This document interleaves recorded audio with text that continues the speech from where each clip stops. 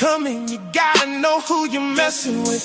HOK is the toughest environment. You think you're ready, you think you're nice, it takes a high requirements. You gotta pay the price if you wanna survive this life. Put your heart on the line, no room for second guessing. Step into the ring and learn yourself a lesson. The pressure is heavy, it's sink or swim. Light hits the stage, but your shadow is dim. You came for the crown, but you're facing a king. No turning back when you step in the ring. Blood, sweat, and tears, yeah, we built from the grid. You talk about winning, now you ready to quit. So check your ambition before you walk the HOK. Don't care what you say, the HOK is the toughest environment. Before you come in, you gotta know who you're messing with. Show us your source, let the truth be spoken. Words don't mean a thing when the trust is broken. You know how this works, I see you crying, I know it hurts. HOK is the toughest environment. Before you come in, you gotta know who you're messing with. HOK is the toughest environment. You think you're ready, you think you're nice, it takes a high requirement. You gotta pay the price if you wanna survive this life. HOK is the toughest environment. You think you're ready, you think you're nice, it takes a high requirement.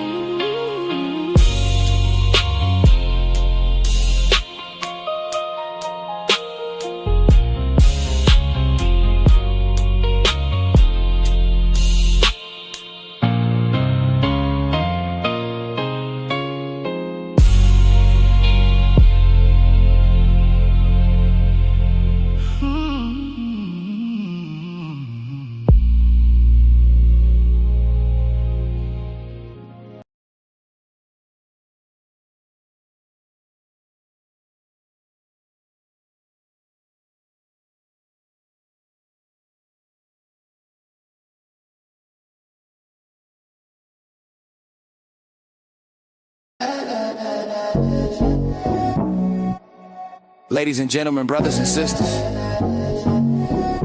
gods and goddesses, allow me to introduce three of the smartest brothers the West Coast has produced. Raku, Kim Netter, and sa.neter. The homies, let's go. The homie don't play that. We strike back, bring the light back, recite facts, ignite hacks, and known to fight back. The homie don't play that. We blaze back, so make way for the payback. The homie don't play that.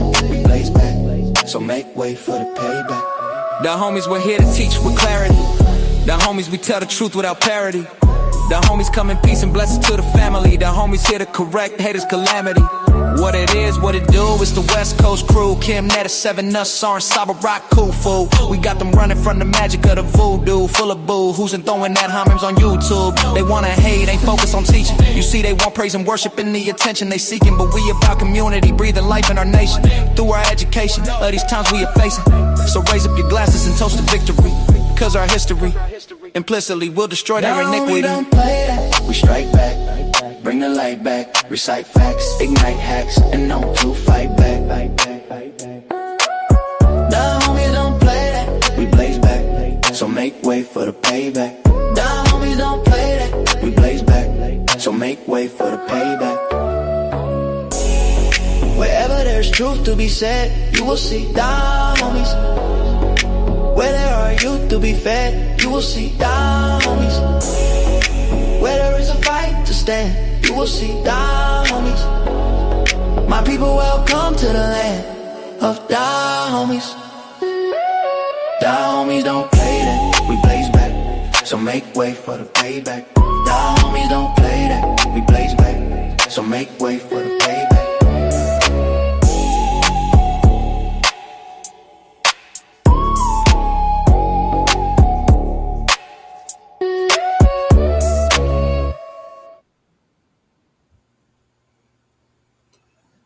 What it is, what it do.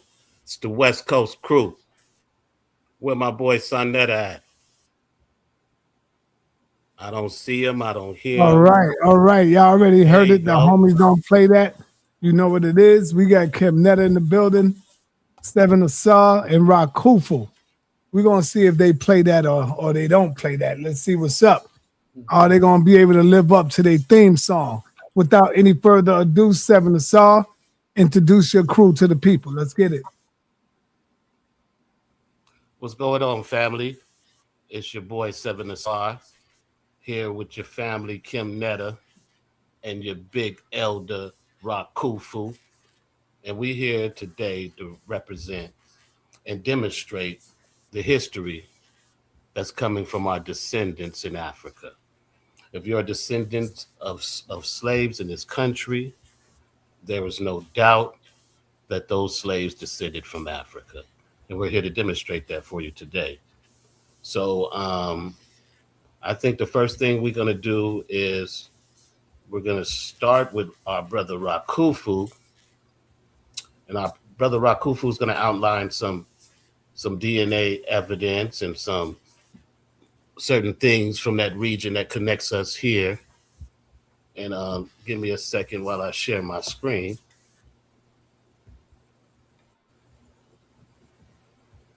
Okay.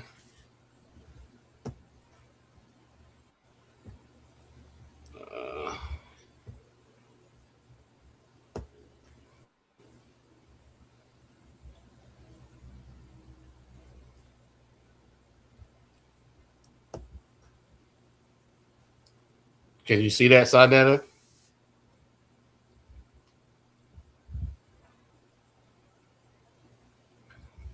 You there, sa.neter? Hello? I'm right here, but you ain't got nothing up. Okay, for some reason it's not sharing that. Hold on. It was, Here. and then it dropped off. Yeah, because I want to do the full screen. I don't want to do it like this. So hold on. I think I know what I can do. sa.neter always turning his camera off. sa.neter, where you at, bro? Are you on parole or something, bro?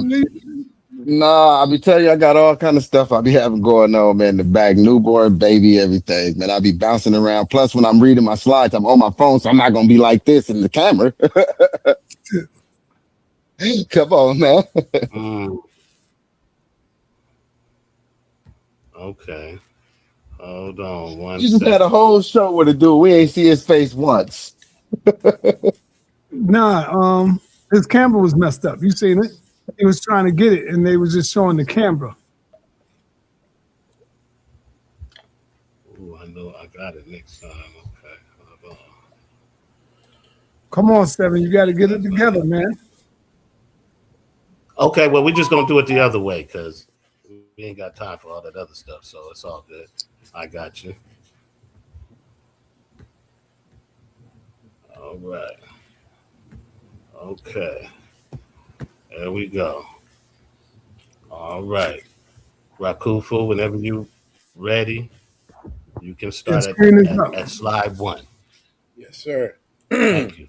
Could you put it on the full screen side, get us off so everybody can see it real good? Okay. Yep, good looking. All right, sources are at the bottom, family. Today we're tracing African ancestry through DNA. What the sickle cell gene tells us about the transatlantic slave trade.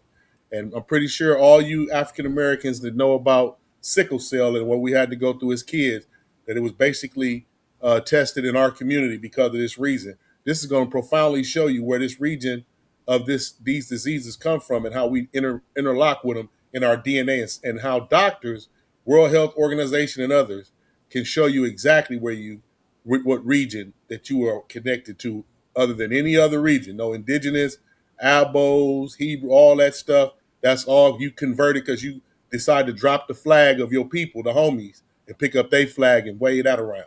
So here we go. Slide 1 or slide 2. You know, slide 2. Okay, yeah. Abstract. People carry a small inherited DNA pattern that You there? surname. This paper follows. Can't hear you, Rakufu. Can't hear you. Yeah, your mic Yeah, sounds your muffled. audio went out. Wait a minute. How about now? Is that better? There you go. There you go. I'm tripping. I'm still Start thinking from I'm the on the top. phone. All right. All right. Abstract.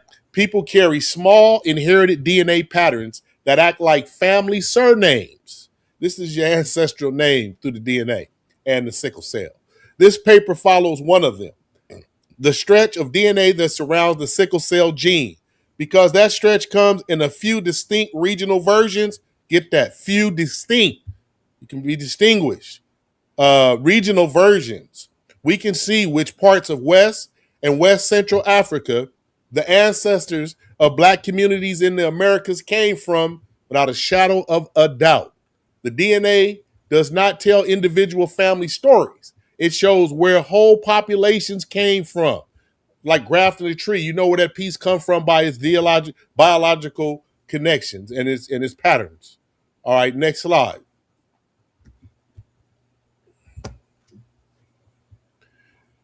We combine the older lab methods from the 1970s and 1980s with today's DNA sequencing, and we compare all 5 regional versions of the sickle cell DNA pattern side by side. We also explain what the big public health agencies actually do here. The NIH, CDC, and WHO do not decide who is related to whom. They just store the data, DNA data, track the disease, and set shared definitions so any scientist anywhere can check the work. So this is just straight up facts for all people in professions of science can check, or whoever wants to do their studies, whoever. This is the information, and this is the accurate information of the human biological system, particularly the West African and African American. Next slide.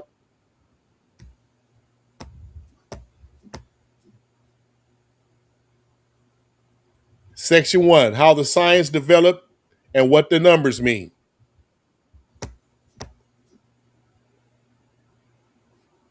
Next slide.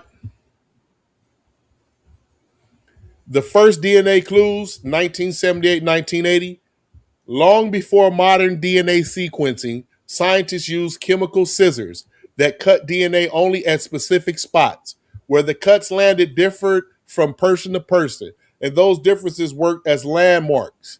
They found that the sickle cell change always showed up alongside the same nearby landmarks, meaning the mutation travels with a specific neighborhood of DNA inherited as one package, like breaking the tree apart, taking one to one side, the other to the other.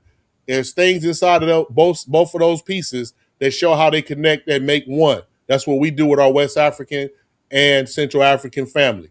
Not with the Hebrew, not with the indigenous, not with nobody else. The DNA neighborhood stays intact for thousands of years. We ain't even been in America for 1,000 years yet. Each generation, only a tiny fraction of these packages gets shuffled.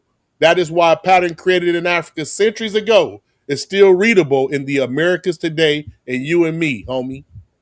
Next slide.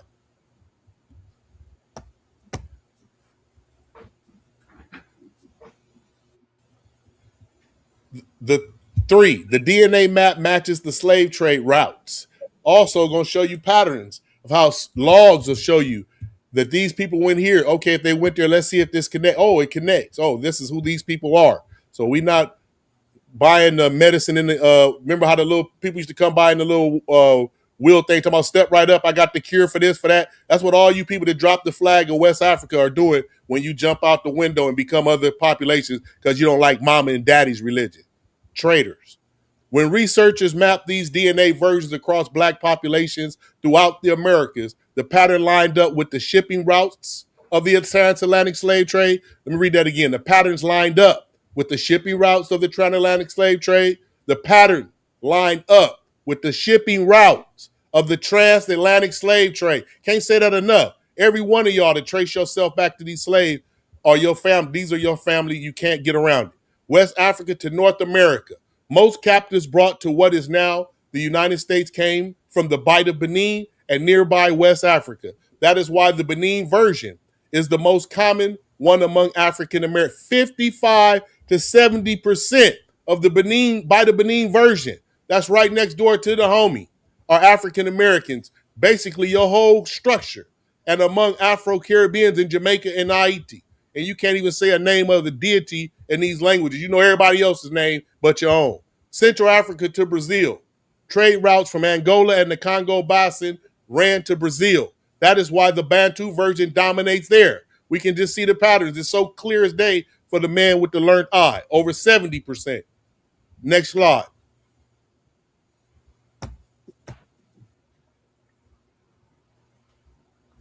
And here's the map of those regions. Senegambia, Sierra Leone, Windward Coast, Gold Coast, Bight of Benin, Bight of Biafra, which is Nigeria area today, West Central Africa. All these areas is where your family was from, fam. This is where your family is from. Learn the names of the way they called on the supreme consciousness.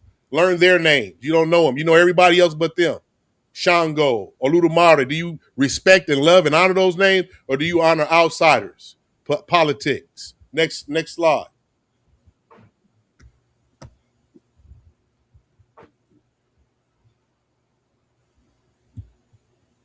And these are the sources. You can just, if you don't believe me, go all through these sources. Take a screenshot right now and go look them up. Nagel, RNL, and Rainey, HM 1990. Genetic epidemiology of structural hemoglobin variants in the Americas. Seminars in Hematology, 27-4, page 342 to 359, family. 4. What newer genetics added in 2018 to 2026? Right now, fresh. Reading whole genomes, plus huge volunteer DNA banks like All of Us, the UK Biobank, and the African Genome Variation Project, just to name a few, has sharpened, not overturned, the older findings. Nothing's overturning this. Cry a river, like Dr. Henry Clark did with the Dow test. You keep calling yourself ugly and picking the white doll as beautiful. You don't know nothing about yourself. Next slide.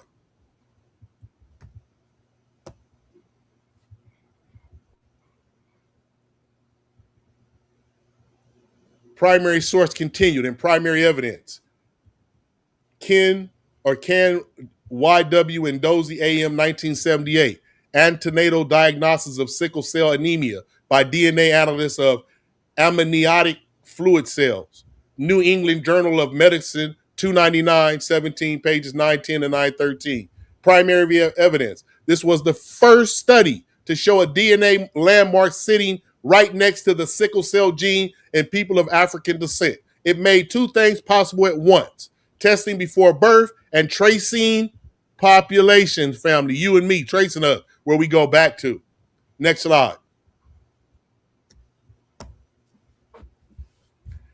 Unicentric, like Afrocentric, one-centric origin and population markers. Probably one original mutation. Detailed DNA reading suggests the sickle cell change may have happened just once, roughly 2,000 to 7,000 years ago, and then spread onto different DNA backgrounds as chromosomes swap pieces over the generations. Schreiner, Ratimi, Morofian, and respectively, 2018, 2021. What this can and cannot tell you. This does not build your family tree. What it does show reliably is which region of Africa a whole community's ancestors came from. Like putting the puzzle to the piece to the puzzles. Next slide.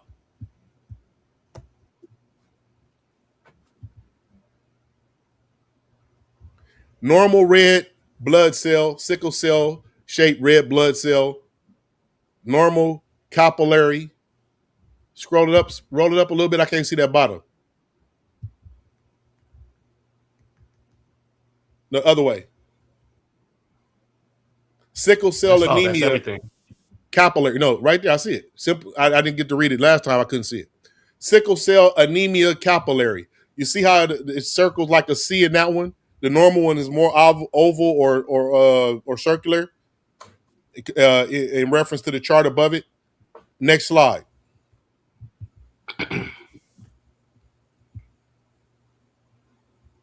Section 3. Who keeps the data and what they actually do? These agencies, who I'm about to name, are not judges of ancestry or of the law. They are record keepers. Simply took the test, seen it, and recorded it for the people in the future to read and know about. They store the DNA data, watch how the disease shows up in the populations, and agree on shared definitions so findings can be checked by anybody, anyone. Next slide.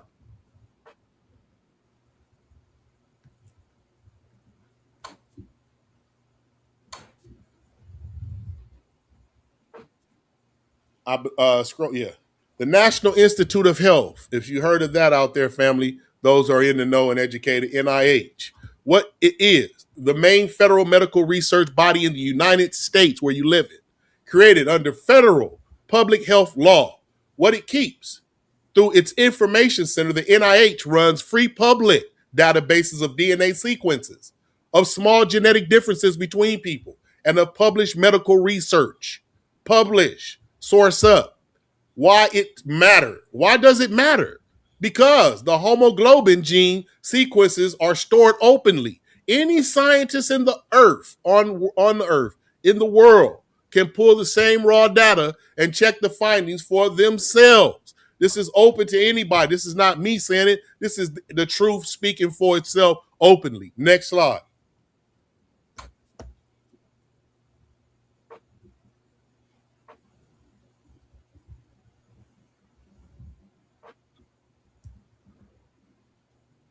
It's up. Number 2, I got it. The Centers for Disease Control and Prevention, CDC. What it is. I know everyone out here to listen to my listening voice, unless you just new coming into information, know about the CDC. What it is, the main U.S. agency for tracking public health. What it tracks, newborn screening across the country and the sickle cell data collection program, which follows people living with the disease.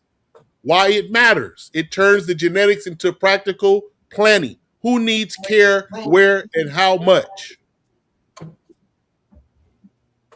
Next slide. That's self-evident. Next slide. Oh, no, sorry. Pass the mic to Seven Asar. Seven Asar. Take the mic. Okay. This section right here, this is the historical record behind the routes, the shipping records, the eyewitness testimony, and archaeological independently traces how captives moved from African regions into North American ports and communities. So we're going to see how they moved us around, right? We're going to see how we got here, by what means, by what conditions, right? Okay. This next slide right here, we see the 7 coastal regions appear repeatedly in these records. So these are the regions, as you look at the records, and we have the sources at the bottom, so you can take a screenshot and check everything that you're seeing. And right here, there's a list of the regions that they usually got these Africans to enslave them, right? Right here is a list of the regions. Right next to it is the connection described in the supported notes. So when you go do the research, this is the information that's going to be a part of the place and the people that they got, right? So in Gambia, there was rice growing knowledge linked to the coastal South Carolina and Georgia. So they're linked to these regions, right? South Carolina, from Gambia to South Carolina and Georgia. The next one we got is Upper Guinea, and part of the wider Western African embarkation corridor. So they was just part of that from the notes, they just was there.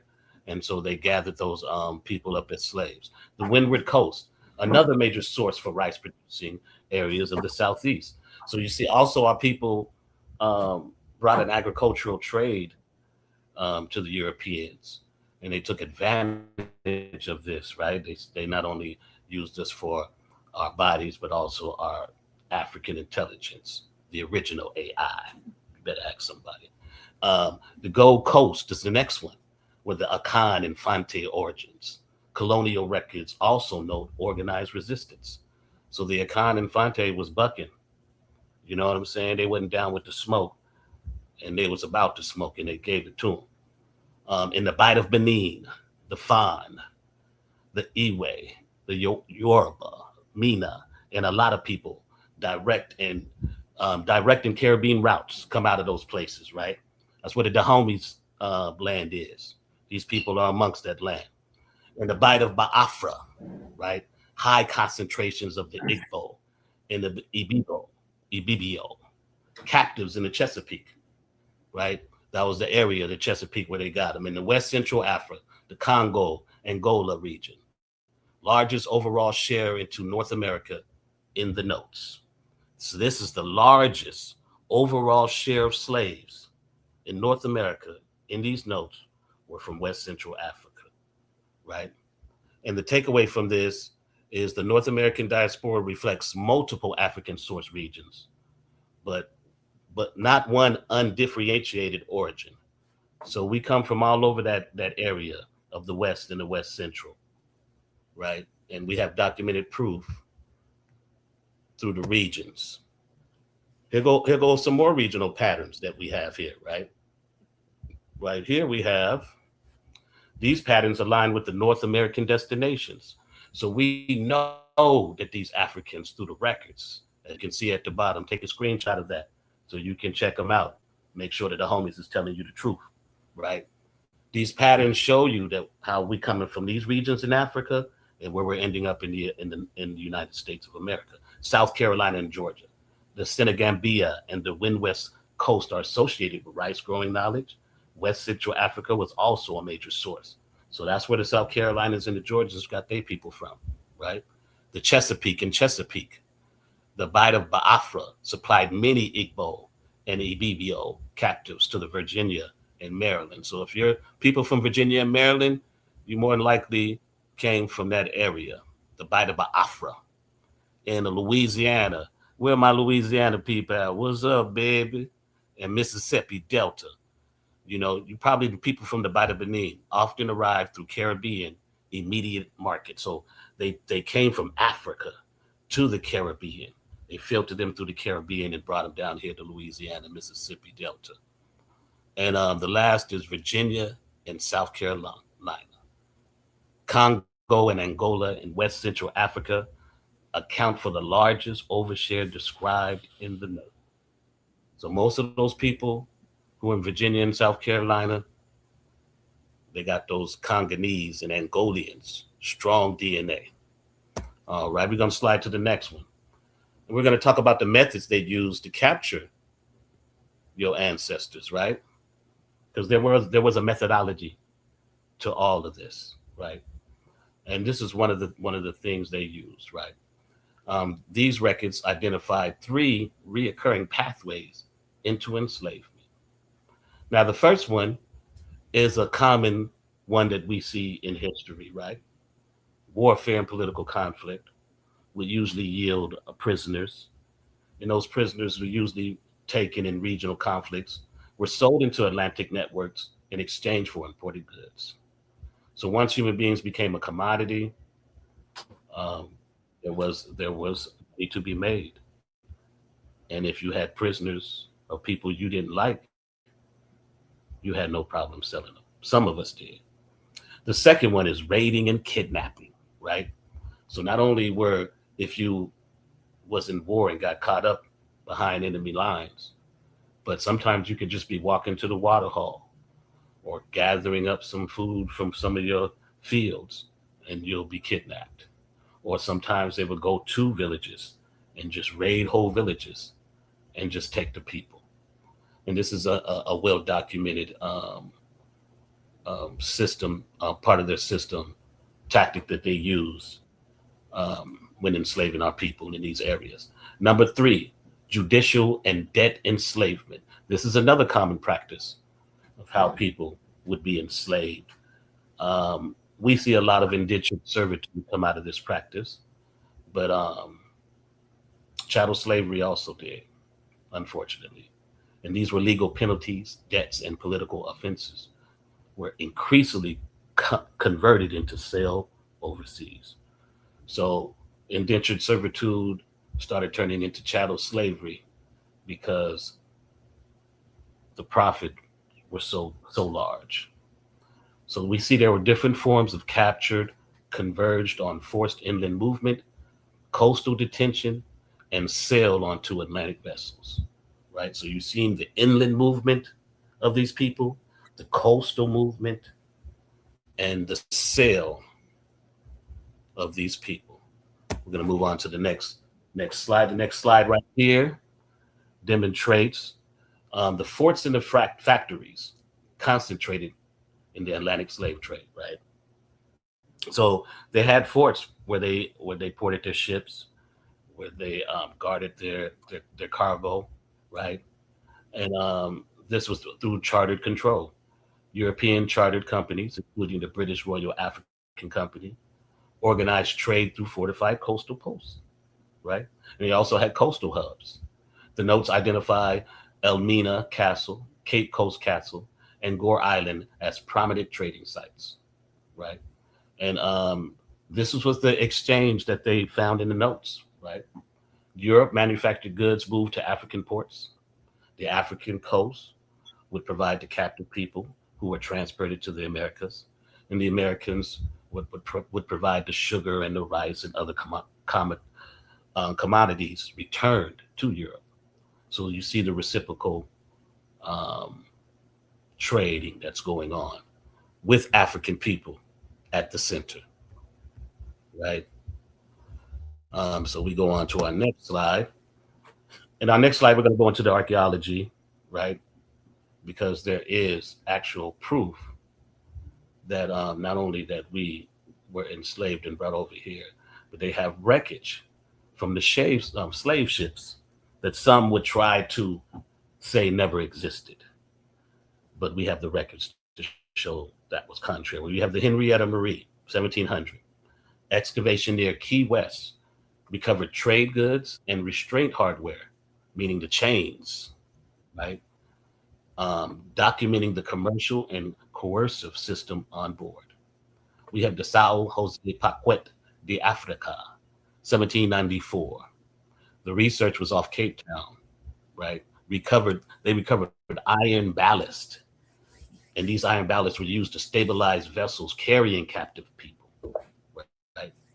Last but not least was the Clotilda that a lot of us know about. It's one of the most popular slave ships that's been circulating around in 1860. This was discovered in Mobile, Alabama, in the Mobile River in 2019. And mapping out the vessel's modified hold supports accounts of the last known slave ship to reach the United States. And here on the next slide is actually, we have pictures of what they found, right? This is a hull right here of the Henrietta Marie that they found. These are those iron baskets that they found to hold down the ship, those captive peoples in the Sao Jose Paquet. And these are also remains of the ship that they found in the Clotilda, right? So you can actually see the evidence that they found that they were slave ships. And all of this is well documented. You can see here at the bottom of the screen, we have the sources. So take a screenshot of that if you want to get a screenshot of those images, right? And here's the next one we have is, all right. Next one we have is the archaeology on land reveals both burden and cultural continuity. They also found some African burial grounds in New York, right? They was digging up the site for some construction and unfortunately found the remains of these free and enslaved Africans from the 17th and 18th century. Bioarchaeology records strenuous labor, physical stress, and poor nutrition is what they found from the remains that they studied when they discovered this. And then they also have plantation sites in Virginia and South Carolina. Finds such as colonial ware, cowrie shells, and iron amulets show that African cultural and spiritual practice persisted in North America in those plantations. And in our next slide, we're going to actually see pictures. Here's a picture right here on your left of they made a stone memorial of the 400 slaves that they found in here in New York. You New Yorkers probably know a lot more of this than I do. And right here is a plantation in South Carolina, picture of what a plantation would look like. Those are still up all around that area. Our next slide here, we're going to talk about the first person testimony documents that capture in the Middle Passage, right? These are actually people who were enslaved, who give accounts, who wrote about it, who testified to other people about it, and was recorded. And their testimony was also recorded. This is Aluwuda Equiano, 1789. Equiano recounts being taken from the Igbo community, moved through inland trading routes, and transported across the Atlantic. His narrative emphasizes confinement, disorientation, overcrowding, and fear. So this brother actually gave account of his trip, the horrifying trip that he had, being captured, the conditions he lived on, and the fear he lived under, going through his enslavement. Our next brother is Aroba Kugwano. Kugwano describes being seized as a child in the Fonte region, moved through wooded routes, and brought to a European coastal factory before shipment, right? And here's two more accounts, right? You got Cujo Lewis, Aluwala Kasola. He's really popular, right? A lot of people know his story. He was captured in 1860 in the Kingdom of Dahomey. Kasola was taken to Whydah and transported to Alabama aboard the flotilla, as we outlined earlier. His testimonial records uncertainty about the sea voyage and destination. Another witness.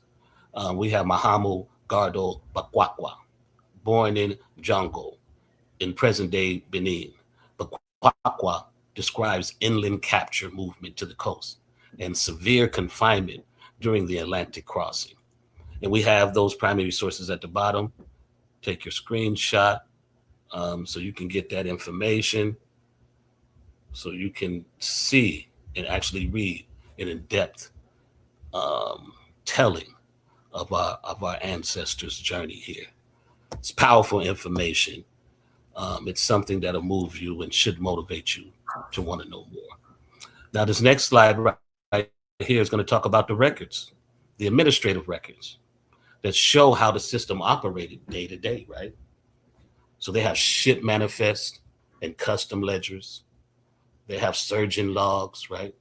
And they have plantation inventory books. Now, the port records listed captive people alongside commodities, often recording the sex or the gender of the person, established their age, the destination of where they were going, and the taxes that was levied on them, right?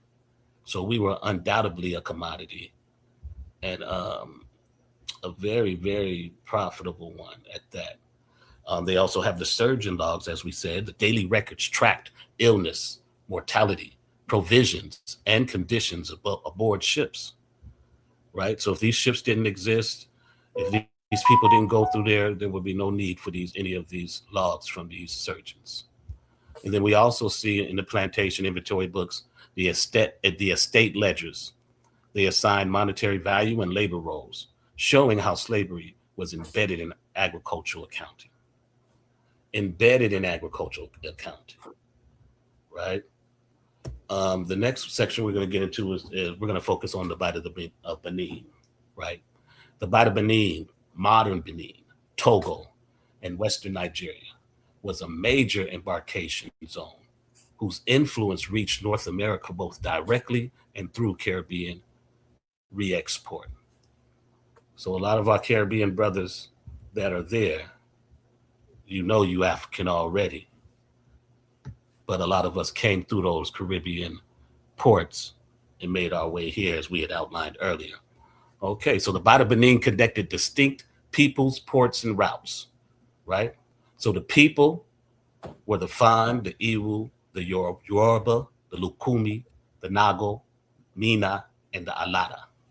The hubs was the Waida, Kitu, Lagos, Little Popo, and the route patterns, right? Some voyages reached British, North America directly. Many others moved first through Barbados or St. Dominique, then to New Orleans, Charleston, and other ports.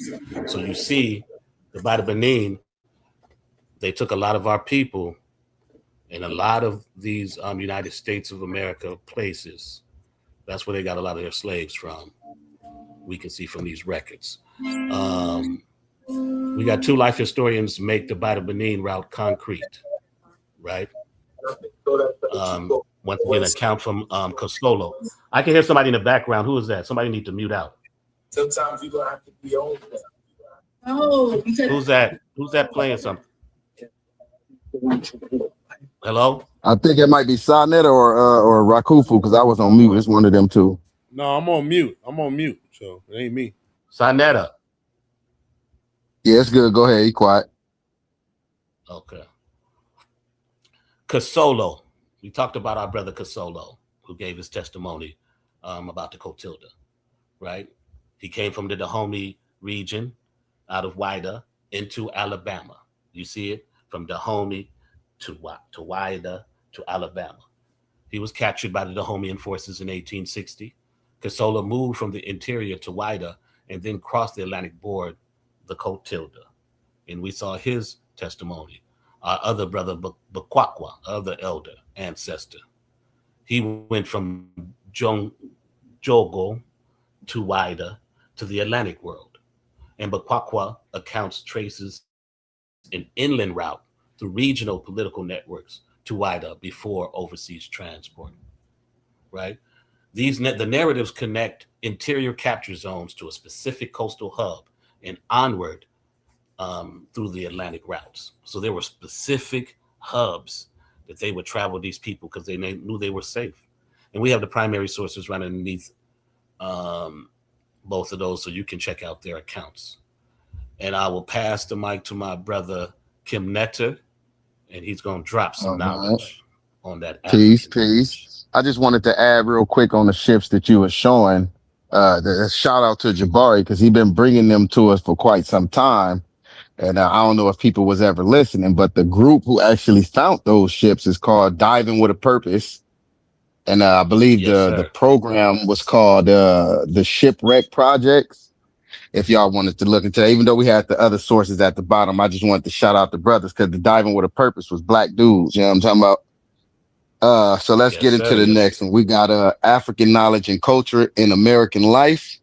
And we dealing with agriculture, music, and expressive language, preserve practical knowledge carried through the African diaspora and transmitted into America. Right? So that's what we finna get into in my section. We can go ahead and move to the next slide. So the first thing we're going to be dealing with right here is going to be the shotgun houses. We got the shotgun houses that carry a West African spatial logic into the U.S. South. Starting with the West African form, it's a narrow rectangle dwelling, placed rooms in a straight line, right? And you will see that a lot of the times, even in California, even now, but it started in the South. You'll see them homes with the front door. As soon as you open the front door, you can see all the way down the hallway to the back door. That shape come from Africa. It's called a shotgun house, right? So it tell you that it's a straight line that align with the front and rear door, supporting airflow and gathering, right? And then we got the Atlantic route. The form moved through Haiti and arrived into New Orleans with free black builders and craftspeople, after Haitian Revolution. So you'll see in New Orleans, Louisiana, and all that stuff is where it started out at first in the South. And of course, it became more popular because it was easily repeatable. So, they did it a lot. So then we move into the American adaptation. Then we got affordable, repeatable plans with the shotgun house, common across New Orleans and the wider American South. And then we got the primary sources at the bottom. And then if you slide to the next slide, we'll give them a picture of how it actually looks. So you can kind of get a view. So I'm sure y'all kind of familiar with how these houses look. This is an African, West African specifically, structure that we built for airflow to make sure if a flood came through, you see you got raised porches and stuff like that, so you ain't just sitting right on the ground where if the flood come through, water coming all in your house and things of that nature. Right, so you're gonna see that all across the South, and you're gonna see it even moving into California. Because even here where I'm at, they got duplex apartment buildings just built like that. Even with the top and bottom, on the top where you don't have a back door, they'll still have a window at the end of that hallway where that air can still flow straight through. So you'll see that a lot. All the rooms will be to your left and right. Your kitchen will probably be on the left. Your living room will be on the right. And the bedrooms and bathrooms will be down the hall on the left and right side of the walls. You open your doors that way. I'm sure all of y'all familiar with that. So let's go ahead and move to the next. Make sure you get closer to the mic. We can barely hear you. Get closer to the mic. Oh, my bad. Tell me if you can hear me good now. We got you. Let me just take the headphones out. All right, you can hear me good now? Perfect. Hold on real quick. Let me just change the sound. All right, how about now? Perfect. Actually, let me just drop and I'm gonna come right back. Since I took the headphones off, it might have messed with my sound. Let me drop and come right back.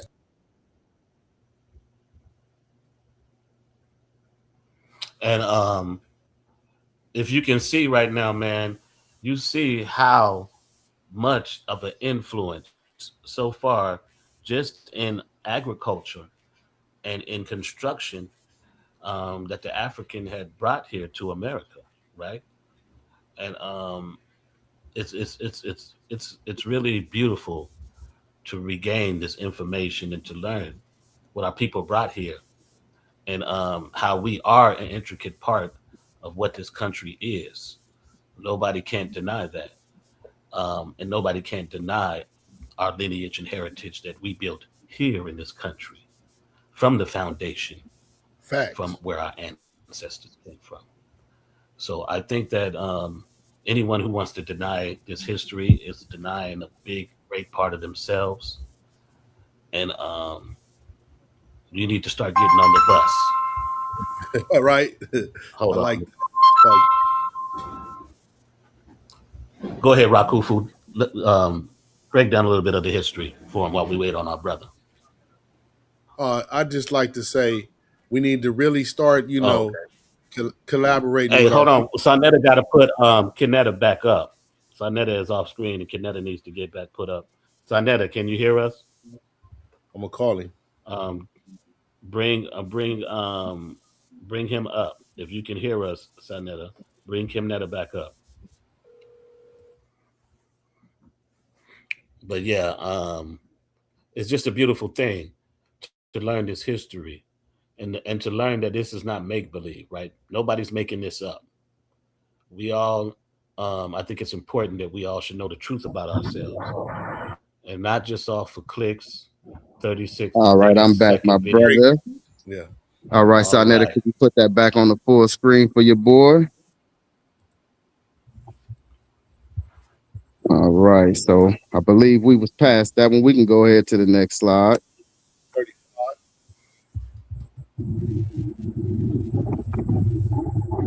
All right, so on the next slide, we're going to deal with some of the music and stuff like that and the instruments that we built. So we're starting with the banjo, preserved West African instrument design and playing mechanics.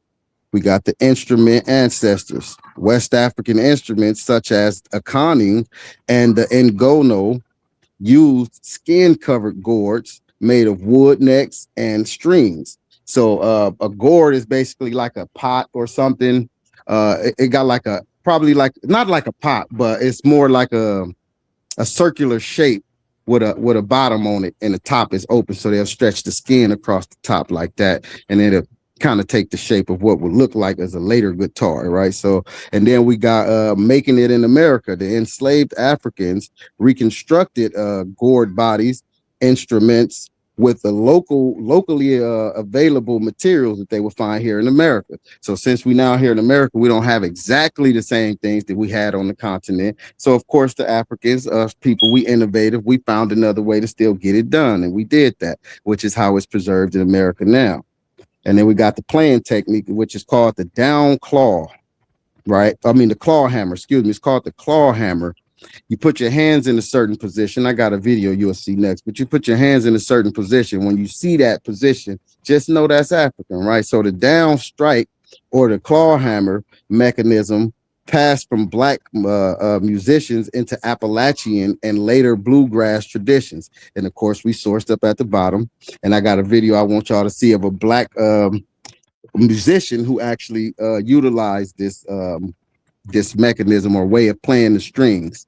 Go ahead and let them get a piece of that.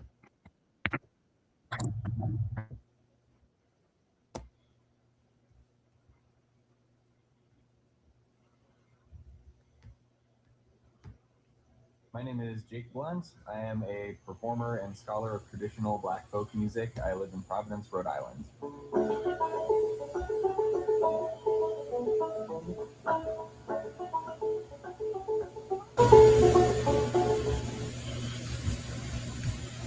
Yeah, so that right there is called the claw hammer. So when you see that move or that motion of holding the guitar where you're striking it with your pinky and your thumb, that's called the claw hammer. And that's a West Central African way of playing it. So then we're going to move forward into West Central African practices becoming foundations of American music and pop culture. Continuity survived through performance methods, then extended through African-American adaptation and innovation. So we got the performance logic, which is basically when you call and you get a response, right? You know how Black Americans, we don't, or just say Black people in general, we don't want to be up there performing, giving you jokes or whatever we're doing, and we're not getting no reactions. We feel like we ain't doing our job. So we like to call out a reaction, right? So we got to call out a response between leaders and communities. You got the layered rhythm and the syncopation, repetition and groove. And then we got improvisations, variations, oral transmission, and audience participation, which is what I just went over. So then we move forward into retentions and adaptations. You got the ring, shout, join, singing. You got circular motion, clapping, and precautions, excuse me. Then you got work songs, of course, like from the slave days when people was working in the fields and field songs, where we sing out and call to each other, leave messages to each other and whatnot. Then we got spiritual and praise traditions that carry social memory. We got African-derived groups. Lute became early banjo in the Atlantic world. So they rebuilt it, like I was telling y'all, so that we could still have our tools and sounds that we had on the continent wherever we went. We found ways to make sure we had that. Then we have American genre systems where we got blues and gospel. We got fed jazz. We got rock and roll. We got soul and funk, DJing, MCing, sampling, breakdance, and graffiti formed hip hop culture. And we got Black music becoming the central engine of the U.S.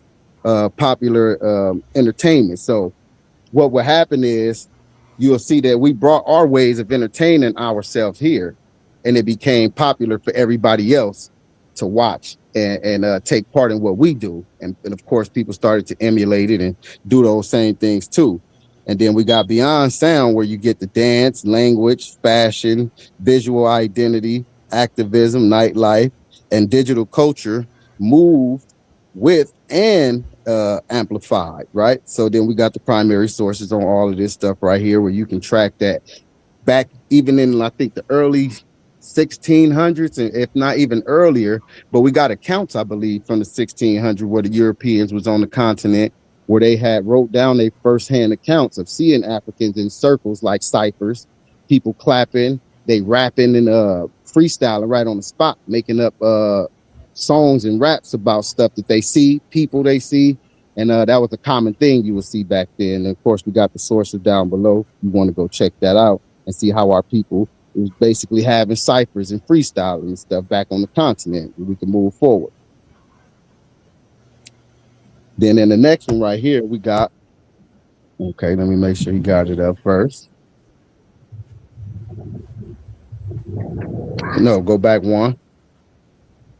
You skipped over it. No, that's the next one. Oh no, I had that's the the next food one. and We already plants. did I that. had food, plants, and crossed over Atlanta through Yeah, this is seeds. just the pictures. Wait, hold Yeah, on. I This had is just one before showing that one. the pictures of what you just said before. This is just Oh, okay. I see the what you did. My depictions of bad. the My bad. So yeah, just to break down the R&B. picture, you can see people in the church, right? Just for the shout out and the responses, right? That's another thing that we do in the church. You had a preacher breaking down the scriptures and stuff like that. And of course, he wants the crowd to respond when he's done. He wants some amens, he wants some preachers, pastors, and stuff like that.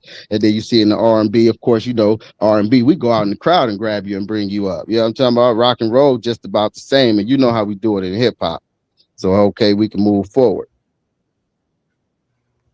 And of course, we got sources for everything.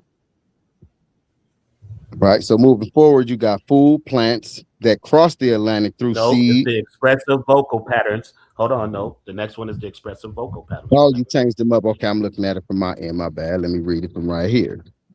All right. So we got expressive vocal patterns that carry meaning beyond ordinary words. We got the linguistic roots. Many African languages use ideophones, vivid sounds, symbolic expressions to convey manner, intensive what's that, instantly, movements, what's that, I think I messed that word up, and intensively. And then the movement, Intensity. yeah, intensity and the movement and the color and the feeling of what we're doing with our linguistic roots. And then in the performance mechanism, we got rapid shift in the pitch, right? Where you'll catch somebody talking fast or slow with a high or low pitch and the breaking down and the telling of their stories and stuff like that. Then you got rhythm and vocal that register can frame surprise, right? So you see how when we talking, when you breaking down a story, like you say somebody surprised you, might get a high pitch, like then he popped out of nowhere. Like that's all African, right? We did all that. That's where you get that from, right? And it also you can explain horror, humor, all of these different things, dramatic emphasis, all throughout how we just tell our stories. Y'all know we dramatic how we get out and tell our stories. Then you got the diasporic continuity there, where it's comparable expressions that straightens that wait, my back. Let me zoom in on that. My bad. Expressive strategy. The expressive strategies that remain visible in the black towards storytelling, like preaching and humor, like I just went across in your everyday conversation, which again, you'll get all those storytellings and breaking downs of how we just express what we saw, right? And of course, we got the primary sources down at the bottom for that as well. If you want to go back and get a little more extensive, because of course, in the actual records, you'll get primary well, not primary, you'll get contemporary first-hand accounts where verbatim quotes from people that tell you exactly how these people was doing these things on the continent, and you'll be able to see how you still do those things here in America, and we can move forward. And this is a video of one of our favorite comedians. Well, He's gonna quote. Go ahead. No, go ahead. Bust that down. Yeah. He's gonna quote one of the mottos and give an example of what our brother Kim Netter just told you about what we do naturally in performance. Right, when you get to the storytelling and the high pitching and the dramatics and stuff like that, I would say Bernie Mac is about one of the best to do it, right? All right.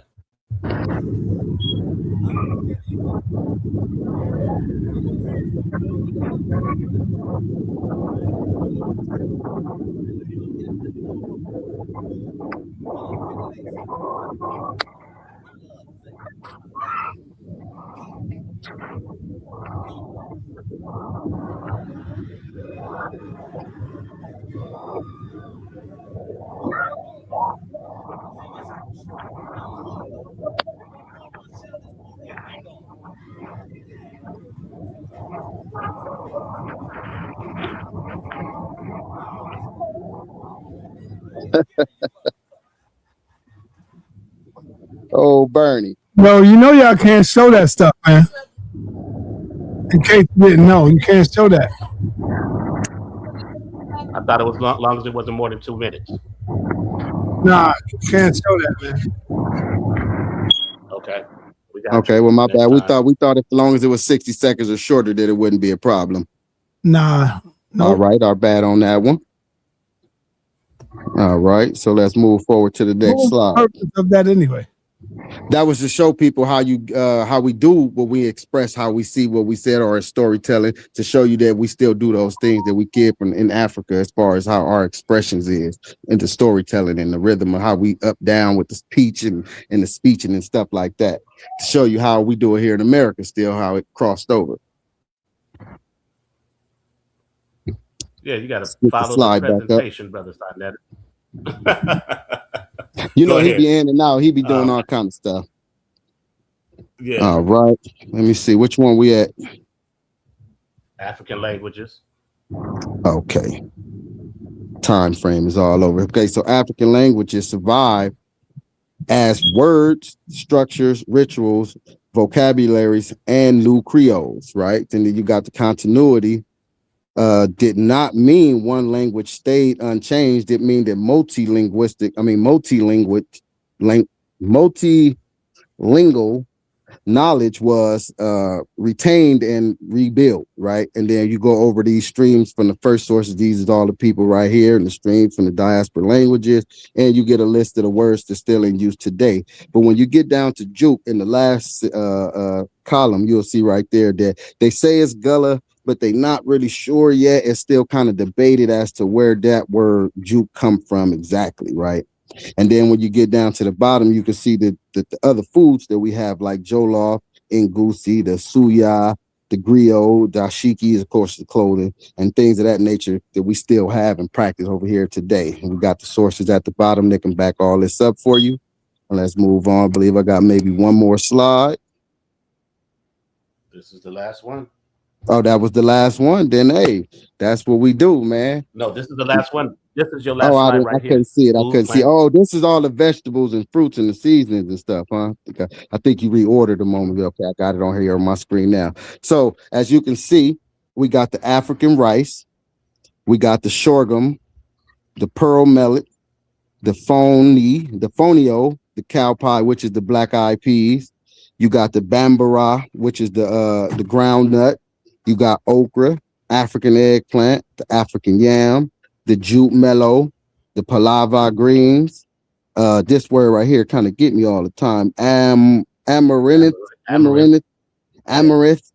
right? And what's that next one? The celosia. Celosia. Yeah, that one get me two every here and there. Celosia greens. Then we got the Roseville hibiscus. We got watermelon, of course. Y'all know about the palm oil, the coconut, the boaba fruit and leaf. Then we got tamarind, which the tamarind, which a lot of people think is like a Mexican candy. That's an African fruit that come over and it got used in the Spanish and Mexican culture, but that's definitely African. You got the sesame seed, you got grains in paradise, you got the guanine pepper, and then you got the foods that adapted in Africa that came from other places that we still use, like the plantain banana, the Asian rice, the toro, and the koga yam. And we got the long bean, which I believe is like the red beans, kidney beans. Those are like the long beans, if I'm not mistaken. Then you got the ginger, black pepper. You got the maize and cassava. We know that come from America. Sweet potato and peanut come from America. Then you got the chili pepper and tomato. So these are things that come from other places that we still utilize and adapted on the continent of Africa. And of course, we still use them here in America as well. And we got the primary sources down below to back up all of that as well. And that'll be the end of it, man. So I'm gonna pass that now back to, I believe, Rakufu has something he wanted to say. Yeah. Only that we're now about ready to open up for any questions and answers. Period. sa.neter and Seven Asar take over that. Yeah. Before we do that, we're gonna play a song. We're gonna play a song that's gonna express the sentiments of some of our people here who don't know this history or may not accept this history, or reaching out in other venues and ignoring who they are. So go ahead and drop that real quick, brother sa.neter. K-E-M-E-T. That's not it. That's not the one. That's not the one, sa.neter. The one we emailed Who you, am I I?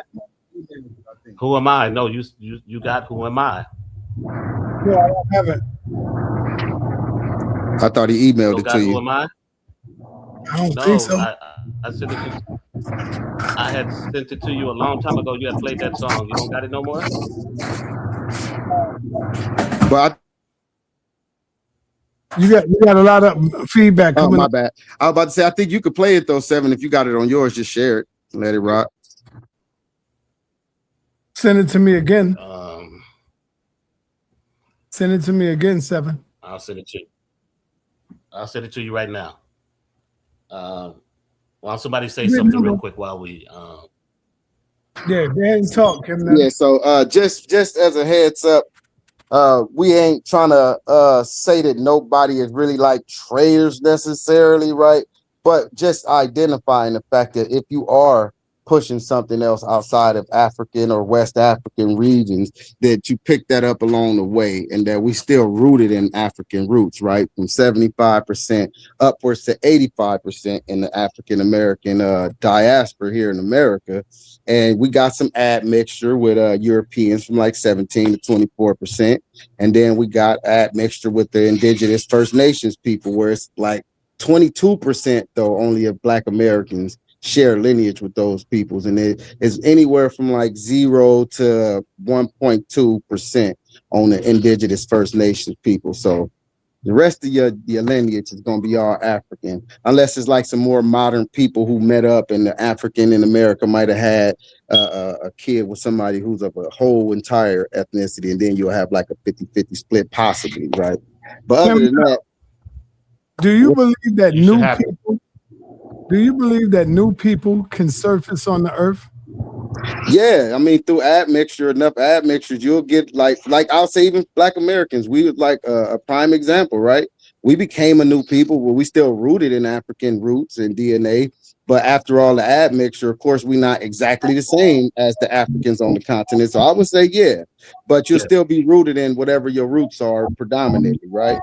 Gods and goddesses. That's not it. I sent you the email of the song. Yeah. You're right on it. You're right on it, Kim Netta. Uh-huh. I asked you that for a reason, because I no longer feel that I'm speaking for myself, that I am African. That's all right. But I do know that we have our roots deep in Right. Africa. Right. That's all right if you don't want to classify yourself as an African, as long as you understand you're rooted. Man. Oh, my bad. I didn't hear you. Go ahead. Because I feel that we have become a new people now. Been living here for over 300 plus years, been stripped of a thorough knowledge of self, been stripped of our culture. You know, we don't eat African food. We don't wear our African garbs and our African clothing. And it's just, we're a whole different new people, brother. That's what I feel. Let me comment on that. Simon, because we're a different type of African. We're not African like how you would see from the people, but we're a different type of African. You can't never stray away from that. I know your DNA, you may not have as large of a percentage of African DNA as others, but I have a large percentage of African DNA. 15% of it is European. The rest of it is African. So do I lean on the 15% of the rape DNA, or do I lean on the 85% of the African DNA? Now, the Americas come in from my lived experience here, right? But the only people that my DNA mixed in with was European. So I am a different person. But if we look at all human beings in here, they're mixed. We're all mixed with something. There's not 100% African. There's no such thing as 100% African that exists of just that. So I think it's important for us to establish that we are a different people, but we can't establish that and stray away from our ancestors, who are African. And as we showed, we do carry some of those traditions still with us today, even in the foods we eat, even in some of the words that we speak, and even in how we may express ourselves. Yeah, I was gonna say you see it across your plate a lot of the times with the black eyed peas, and you go ahead. That's it. That's the one.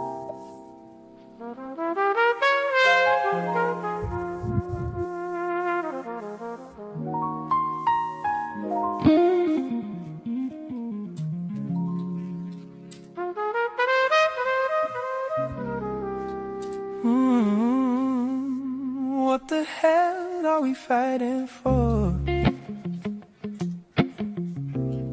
Why my people don't unite no more? Is it gender wars or a lack of identity? It's not a sin to reject the wicked message they be sending me. We deal with prisms of isms. We feel trapped in a system calling visions of prisons, then attack with a vengeance. Are we scared or ignorant or just dismayed? Are we Hebrews or Christians or FBA? Are we Muslims, Moors or African Americans, Kemetic, Semitic, Indian or Sumerian? Really what we carrying is way too much. But instead of being serious, we play too much. Who am I? Can you tell me the truth? Who am I? How can my tree bear fruit? Who am I? I know you like that stuff. Don't know. Who am I? What we reaped, we now sow. Who am I? Can you tell me the truth? Who am I? How can my tree bear fruit?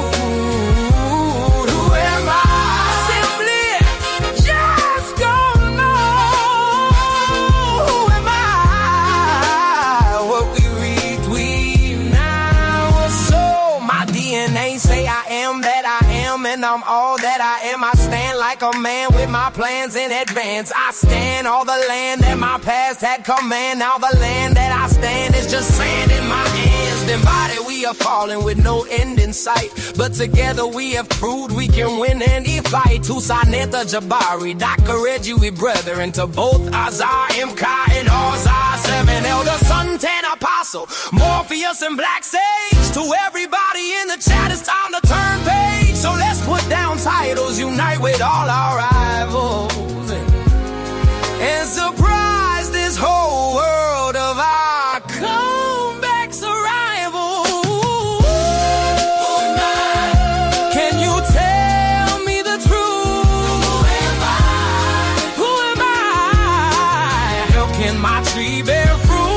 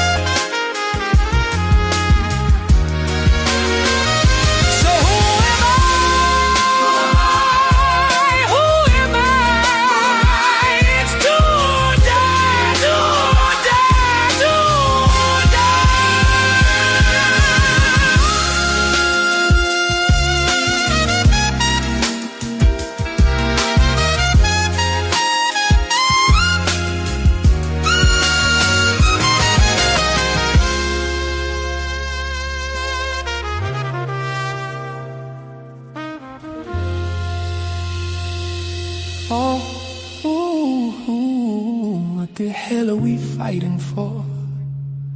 Why my people don't unite no more? Is it gender wars or a lack of identity? It's not a sin to reject the wicked message they be sending me. We deal with prisms of isms. We feel trapped in a system caught in visions of prisons, then attack with a vengeance. Are we scared or ignorant or just dismayed? Are we Hebrews or Christians or FBA? Are we Muslims, Moors or African Americans, Kemetic, Semitic, Indian or Sumerian? Really what we carrying is way too much. But instead of being serious, we play too much.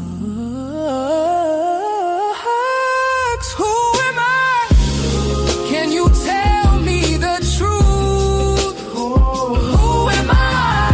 How can my tree bear fruit? Who am I? Simply just don't know. Who am I? What we reap, we now sow.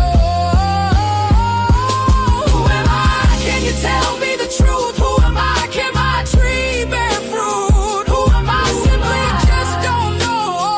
Who am I? What we reap, we sow. Who am I? Can you tell me the truth? Who am I? Can my tree bear fruit? Who am I? Simply just don't know. Who am I? What we reap, we so. Who am I? Who am I? It's do or die, do or die. Who am I? Who am I? It's do or die, do or die. Who or die.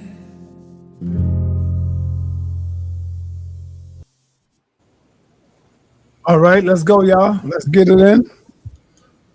Yes, sir. So we're gonna let people come up. We're gonna give everybody a minute, to ask their questions or make a statement or a comment. The link is Then in we'll the move on chat, to the y'all. next people. And we're not gonna have anybody interrupting anybody. We're gonna allow you to speak fully. Give you that whole minute. And if there's a little back and forth, we can have that, but we're gonna respect each other up here. And we're gonna stay on topic. I just want to say, So, since Nepal is up here already, if you want to say anything. Thank you, Rakufu. Peace, Can you hear me okay? Yeah, Yeah. peace, everybody. Okay, peace to the brothers and sa.neter. I wanted to, I was listening. It was great. All the presentations I've seen lately are really informative and, thought-provoking. So, especially this topic, I want to ask a question, and really I want people to really think about it. I want you brothers to respond, each one of you, and even maybe sa.neter. When we look at what the Jewish people do, the Jews in Israel, they say, okay, we're looking for the diaspora. And many people want to step up and claim that heritage, right? They're like, well, run me through the testing. We think we're the Jews. We think we're the Jews. Everybody's going around saying that. Well, not everybody, but you get a large portion of people, like in India, China, they go and inspect and say, are you the diaspora? Step up. They discovered the Ethiopians. They discovered that some Chinese. So the Jewish people of Israel are doing that, and people find value in claiming that heritage. So put that in the perspective of African heritage. How many people worldwide are saying, yeah, I want to find out if I'm African, if I have African heritage, and what is the value in claiming that heritage? I want to hear from all of you. Anybody want to start first? Yeah, I would. I would say claiming that heritage. First, like Marcus Garvey, I would think we need to actually re-huddle up as a people here in America, know and realize that we are bloodline descendants of these West and Central Africans, to have a real earnest talk about food, clothing, shelter, and the pursuit of happiness in the future, and get together and start building, constructing together, spending our dollar together. Like you mentioned, the Jews, how they let the money circulate the dollar in their community maybe 17, 18 times before it even comes to the other people. I think we need ships and boats to bring across natural resources from Africa. Our sellers on the mainland, retail people, can get wholesale material from Africa instead of have to buy third party through China, through this, through that, and then try to make $1 on the block selling they soap for $1.50. Where the dude next to him, the Chinese, getting it straight from China, he can sell it for a quarter or 50 cents. It's hard to beat his prices. So we got to think about economic unity, learn the culture again, learn languages. I think our leaders after slavery dropped the ball. They should have connected with Yoruba, some West African people language, teach our kids the language as well as English, because you got Africans coming over here and people from other countries speaking 6, 7, 8, 9 languages. Well, 2 or 3 languages. Let's be honest, fair, 2 or 3, but at least they can speak 2 or 3. And they're in poor countries. Here we are, richest country on the planet. We have no economic connections on a large basis with our roots there. So I think that's one to recognize. The value would be to recognize what they did on their own, the housing, the nice societies, the walls bigger than China's wall by 8 times in Benin, the walls of Benin. Great accomplishments the West Africans have done with metal in Kosa, the first iron to strike iron. All these great things, we need the genius behind them to be able to produce stuff for the future. Don't go backwards. Let's go forward as a collective and respect of our ancestral West African heritage. That's what I say. Well, me personally, I would think that it's important for Black Americans, that I'm a stick to us to understand where we come from and who our people is, because we dealing with an identity crisis. A lot of our people think that we indigenous Black Americans, when there's no way to prove that. I don't know why they would say that when we know other nations made it here first. We was not the first nation here. Then you got people that believe that Black Americans sprung out the ground in America, where they then give us a whole separate origin story from all other humans on earth, right? Where if we are indigenous to America the way people say we is and sprung out the ground, then we are now a separate species of people from all other people on earth, because now we got a separate origin story from where we know everybody come out of Africa. So I think that being the fact that we got taken from our home, lost a lot of our language and culture and stuff like that, even though we preserved a lot of it, I think it'd make us a stronger people, understanding that coming from that deficit that we went through after everything they did to us, and still being the leading people and influencing the world and everything like that, I would think that make you a stronger people, being able to say that rather than saying we was always here, and you cutting out all the struggle that we went through and all the processes we went through to get to the point where we is. So I think it's important for Black Americans, at least, to understand where we come from. Yeah. To piggyback on what both of those brothers are saying, I think that's one of the key things that has made people who call themselves Black or African American or any other ethno group that is dark skinned and has roots from the transatlantic slave trade. I think it's important for them to reconnect with those roots, because if you look politically in 2026, there is no Black nation that has a military power equal to the powerful nations that we have today. Not one Black nation, Africa included, or any other nations that claim themselves to be other than African, that are dark skinned, has an atomic weapon to defend their people or to use as a deterrent, right?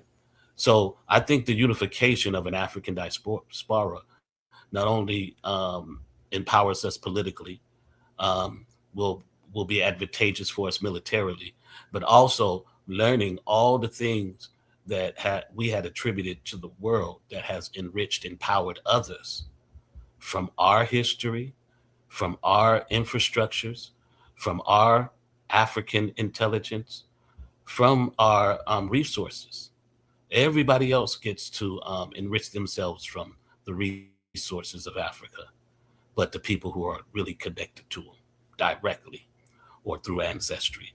And I think it's a poor telling on ourselves to accept that position in the world today. And the only way that we can get to a powerful one is by uniting. I'll land my plane there, Queen. You want to say anything, sa.neter?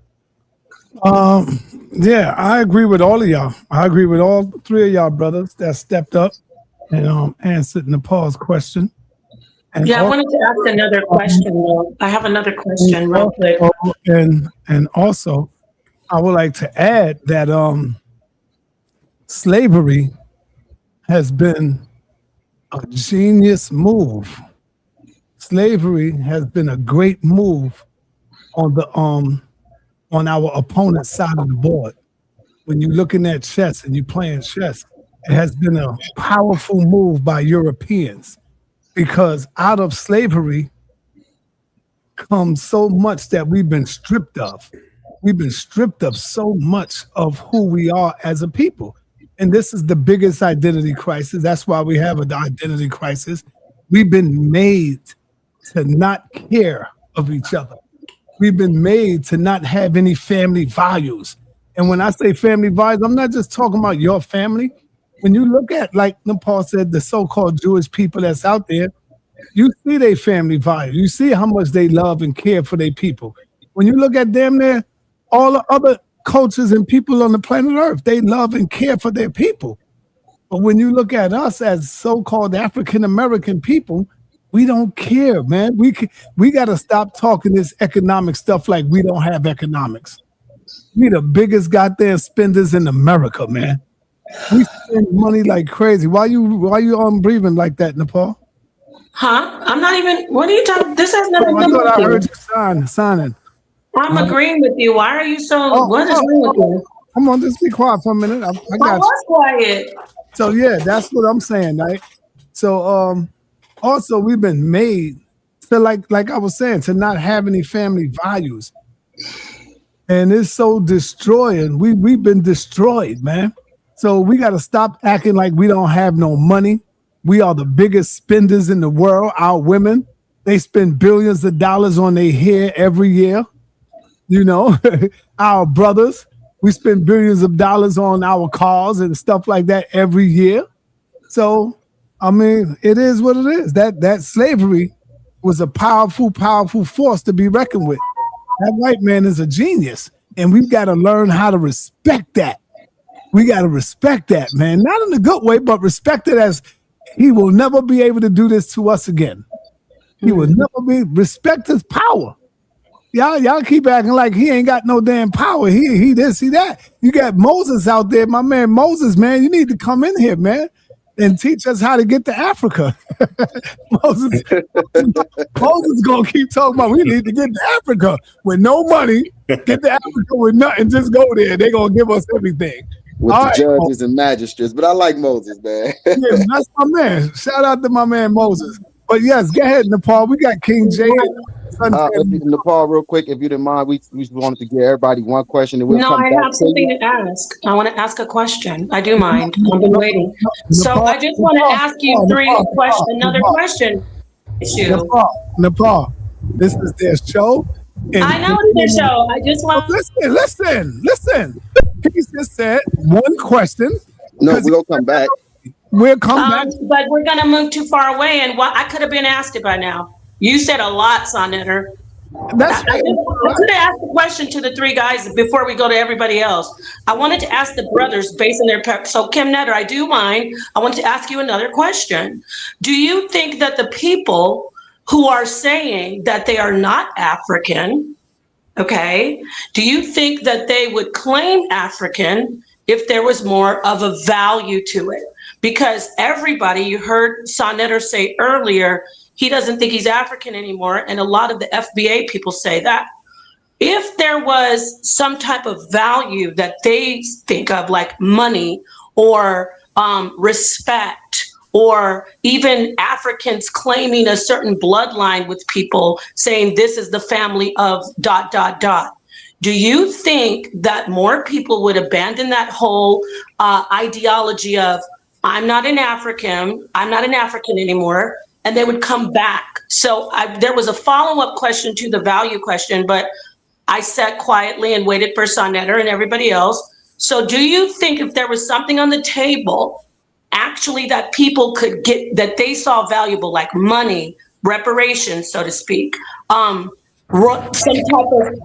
type of status, whoever's making all that noise, some type of status, do you think they would abandon that ridiculous claim that they're not African and then start to come back to claim their heritage? Thank you. I'd like to hear from the three presenters, and then I will hand the mic over. Yeah, I think so. But it's all situational to each person, because not everybody value the same thing. I think it's a lot of value in African cultures across West and West Central Africa, to be specific to where we from, but not everybody value the same thing. So, I mean, it's up to the people and what they hold dear to them, or their own type of morals or things that they come across that make them either value African culture or not. But I don't think that changed the fact that you're African, regardless to how you look at the people. But yeah, I think it would be more people that would be willing to claim African if they felt like they can pull something out of it. But I'm not one of them type of people. I'm a claim African because I just know I'm African, regardless to if I'm gaining something from it or not. I'm repping my peoples regardless. So that's my opinion on it. Yeah, number one for me, everybody is not African.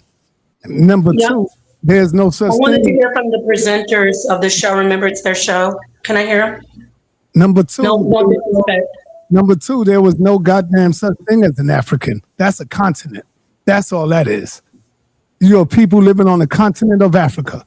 And they don't call themselves Africans in Africa. They call themselves by the name of their tribe. And so they only say that over here because that's what they think you only know them by. So that's how when the Europeans would get in touch with them, they would say the African. And that stuck with them and it ingrained in them. And now through over a period of 300 years, that's how we see them. Oh, the African, they are African. No, they not. They go by their farm and they will tell you that. Number two, no, I'm not just African, but I do have African roots. Don't forget, my father is Puerto Rican. You see, so that right there will tell you something. And there's other people that have different other parents as well. So, no, I'm not African. And so can I make my statement now on the part? But I would like the question that I really am in, I promise you, I loved their presentation. I want to hear from them. What do you think about, Kim Netter answered, if there was more to claim, my point is, do you think they're just saying they're not African because they don't value it? Please, can the other two answer? And then I promise I won't say anything else. I'll leave the panel if you need me to. But I want to hear from these two. Okay, Seven, you want me to go? Yeah, I'll speak last. Go ahead, brother. So I would say that sa.neter is an African. His seed is Africa. The roots that come up out of Puerto Rico, all that's New Age stuff. That stuff wasn't around when Africa started. So that part of him is New Age. We get that flowers grow on trees, but the seed that planted in the tree, all humans on earth is an African. So I think, yeah, we do need to have, like you said, Nepal, value. But that happens with our leaders dropping the ball, because our people have dropped the ball both sides of the what is it, the Atlantic. When slavery was over, we didn't cling on and learn. When you free, you had choices to make. Those bad choices our leaders did, for whatever reason they felt they wanted to do it, they never connected us with the motherland. Like every other culture in America is connected to their motherland. China, Japan, everybody's connected, but the African American. And if you go to Pan-Africanists, they cut him up into little bitty pieces. He was from the Congo, Lumumba. All of them call themselves African. So that stuff about Africans don't call themselves, that's commercial. In reality, Africans call themselves African. They love each other, and we need to start loving each other together. That's what I'll say. So everybody you're saying is no. All of us that call themselves that, they are all continents. Come on, Rock. No, I'm just saying the continent. Yo, I'm responding to you, brother. You don't got to respond. I'm responding. So what you're saying is all of us are just a continent. We are continents, y'all. When you say we African, that's all you're saying. Oh, yeah, I'm a continent. I'm a continent. Come on, Rakufu, you more than just the continent, brother. That's the name of the continent, of the place where they're from. That's not who they are, bro. I get it. They're Mau Maus, they're Mandinkas. They got different names for all of them are not the same. If you look at all the Africans and think they are all the same, you are sadly mistaken. They don't even look at themselves as they the same. But they know that. This, why do you think there was different tribes fighting each other, killing each other? I get that. They broke off into if you like, when we do the DNA and the sickle cell, they show regions. It's a reason for that. They don't show tribes. Tribes is man-made. The nature made you this certain people, because you went over here and said, I'm blood, I'm Crip. That's your making up. I'm Zulu, I'm out. That's your making up. When we test you DNA, you all the same people. Nah, that's not true, brother. They look different. Man, I could show you different cultures of Africans. I got to see it. Where they totally different. They don't start.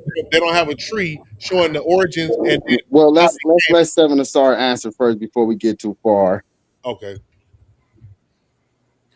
I just want to say that Queen Nepal, that question is one of the most poignant questions that not only needed to be asked, but I'm so happy that you asked it because not enough people actually are able to notice that is one of the key things that why we are here. The value of being an African has been stripped away from us since the beginning, since we came here in slavery, like sa.neter had outlined earlier about the destruction that the European had done to us. And that value not only was stripped away from us, from preventing us to continue our languages and our religions and our customs and our practices, but also they stripped away that value as history passed along and they told lies about our history. So we were not only ignorant to who we were, but the world as well was ignorant, right? They would put in this United States of America, Hollywood, when it came about. It was a great, and television and radio and all of that, a great marketing system to devalue us. And we have many examples of that. That's why people don't want to be African, like you said. And that's been here since we've been here, to be honest. But what I think our brother sa.neter is felt he's getting hung up on the words.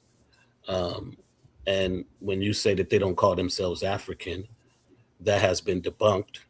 And when you say other people don't call themselves after a continent, you have Europeans who refer to themselves as European. So Europeans refer to themselves as European, and that's a continent. And Africans in Africa do refer to themselves as African. But these are just words.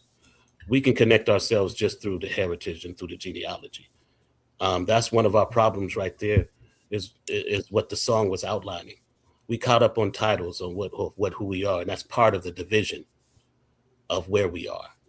So am I an African? No, I'm not an African in the sense of what an African is in 2026. I'm a different kind of African.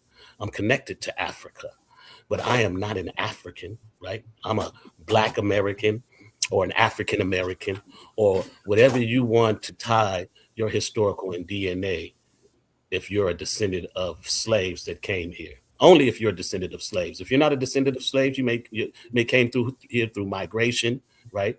You may came through here by a different set of means. But I'm only speaking to the people who came here, who were forced here through the transatlantic slave trade. And thank you for that question, Queen, and I'll land my plane there. Thank you. I just wanted to add real quick, and Seven. I'm going to go ahead and leave. Thank you for answering those two questions. Thank you, sa.neter. All right, and I just wanted to add too that when you talk about just what Rakufa was saying about that being made up as the tribal names and all that, of course, those are all man names. If you take a person from all of these different tribes who are neighboring to each other, they all share DNA and haplogroups and all of that. If you take one and bring them to America, this is going to say that they are African of that certain region. It's not going to say of what tribe or any of that. So all of these people that we're talking about are sharing genetics. What in the world? Those are all just man-made groups that they gave themselves to distinguish themselves from other groups. This is your people, Rakufa? Yeah. If they West African, if they West and West Central Africans, yes, no matter what you show, it look good or not. Let me say this, man, real quick. I want to make it clear that I am not banging on African people. Okay. All right. I don't have no goddamn hate in my heart for African people. I just learned who I am. That's all it is. Now, if you want to remain and stick with that, that's you. You can't put that on everybody. I remember I used to do the same thing. You African, you African, you African, you African. Until I met with my uncle, until I met with my cousins. And they told me that, yo, my grandfather is Washita. And they was like, what? You didn't know this, Frankie? What the going on? You mean to tell me you didn't know this? And then I found out that my father, because I grew up without a father, that my father is Puerto Rican. And so I said, you know what? Let me go get a DNA test that y'all talking about so much about a DNA. And so if DNA is not real, then why would they identify me right there, showing me my goddamn family? If I was to show it to you, you'll be like, God damn, you'll think that these are all white people. There's some, Puerto Ricans in there. So what I'm saying to you, if you want to be African, brother, I'm not mad at you. Go ahead and be the best African you can. I support you. I love Africans, man. Right. You didn't have any African heritage on your DNA test, sa.neter? Yes, I did. That's why I said I have African heritage. I did say that. Okay, your grandmother, was both your I parents? didn't decline that. I'm sorry. I didn't deny that. I didn't deny that at all. But sa.neter, You're claiming the Native American, but you're not claiming the African. No, that's not what I said. I said I have. That's what you're doing, though. Brother, I said I have African heritage. That's what I said. That's what I said. But you're not an sa.neter, wait, hold on. Let me make a statement. Everybody's talking. sa.neter is talking to me too about it. So let me say this, Sa. We get what you're saying and respect that. All I'm saying is, wouldn't you be honestly enough to say the masses of our people that we claim in here, distinct as they call Negro, would be African instead of the fringe or the small groups like yourself that is more Indian? All right, so if you're African, let me see you go ahead and eat your culture. Go ahead, let me see you, Rakufu, eat one of these right here. Let me. But see, sa.neter, I think just because you're African, you don't gotta eat or do. You don't gotta do. Nah. Yeah, that's true. No, sa.neter is right because Puerto Ricans do eat. Man. None of that. We ain't got to eat nothing. No, I want to see you get in your culture and eat this right here. And I want to see you get your culture and eat that rat. I was gonna leave, but he showed this lady eating. He showed this lady eating this piece of this animal. Let me say this: you claim being Latino, you claim Puerto Rican, but South American countries eat in I believe it's Chile. None of that. I'm just trying to speak. I'm just trying to say something. This isn't even personal. I'm just trying to get this out. Let me get this out. They eat guinea pig in Latin American countries. It's just eating more than chicken. It's not about people and what they can get access to. We're talking about people and what they can get access to live. If your heritage is showing you on your DNA test that you have African and you have Latino roots, and you claim the Latino and you finally found out that you're Native, you claim that, there's a problem with not just you, but with all our people. My mother is Native American and white with one, I think it's her mother, her grandmother, my mom's grandmother was a slave. Her father's mother was a slave. Okay. My mom, she doesn't claim that slave. She claims the Native American only. She don't claim the white either. So people choose what they want to claim. Got it? She chooses her mother's side, which is Native American, but she can't deny that she's the descendant of a slave who got raped by her slave master, pretty much, or married her slave master. My point is, you can't talk about you're not African and your DNA is showing African. If you don't want to choose to be African because of society, that's fine. But this goes back to my question for these three gentlemen. When will we be able to see when there's value in claiming Africa? Watch all these people who are saying they're not African run back. And I want you to mark all the people who say they're not African. Remember, these people say they're not African. Once there's value to them, we already have value, but once there's value to them, watch them all come back like the Pied Piper with the mice and the rats, leading them back. They'll be right back saying, I'm African, because they don't see any value in it. So shame on people who want to claim everything else in their DNA besides African. And that goes for, I'm not going to talk badly about my parents. Anybody who has some heritage that they don't want to claim, there's reasons. Maybe my mom doesn't want to claim it because it was a grape history. But shame on anybody trying to show people eating rats or calling them disparaging words when you are African. Because I know I'm African. I know I have African heritage. So thank you for letting me run my mouth. I'm going to leave because I want to argue with my king. But sa.neter, you're African. I love you. You're African. Bye. Can I add to that real quick? You can go ahead and be African. I'm not mad at you. Now, I You just ain't want to gonna add to tell me- what she was You ain't saying. gonna tell me who I am. But please, sa.neter, Okay. show some pictures at of Puerto Saba. Ricans eating rat. Okay, cool. So let me let me Yes. add to what she was saying, because That's Saba. that's on the continent, and they eating what they can for the people who don't have access to everything. We in America, so we don't got to eat like that for you to say, oh, let me see you eat your culture food, because that ain't just their culture food. We have many of different foods in the culture that we have access to here in America that we can take part in without eating bush meat and things of that nature. And for anybody who have African roots, if you take a DNA test and your African roots are the majority, you are majority African, no matter what else you have in you. And it's okay if you choose to go on that side. But remember, you are majority African. And we can go on to Suntan again. Let's get the questions back going, because we lost track. Hold on. Here you go. Here you go. I'm sitting up here. I'm sitting up here with a group of brothers. I'm sitting up here with a group of brothers who've been stripped of a thorough knowledge of self over 300 plus years, and now y'all want to come here and try to tell people who they are. Y'all Negroes are lost as hell too. Y'all lost. Nobody's saying we're not all lost. You too. Y'all We all lost. One, I don't know if it hurts your feelings, but I never said I didn't have African ancestry. Okay, but it's not your primary. It's not your do. base. I do have African ancestry. Is it your base, though? Is it your base? I also have my father Puerto Rican. Right. All right. And my grandfather's a Washita. So all of that comes into one. So I'm not just an African base, man. So if y'all are African base, then you're not a part of this. You're not a part of the Black American community. I guess I won't be a part of that. I guess I won't be. Like our culture. Guess what? With our culture. I don't see you doing no Washita dance. I just learned that my grandfather was there. Talk about it a whole year, son. I was just about to say, you known that over a year. Yeah, but so what? That's to me still learning. With our culture, why you ain't doing a powwow then? I'm still learning that.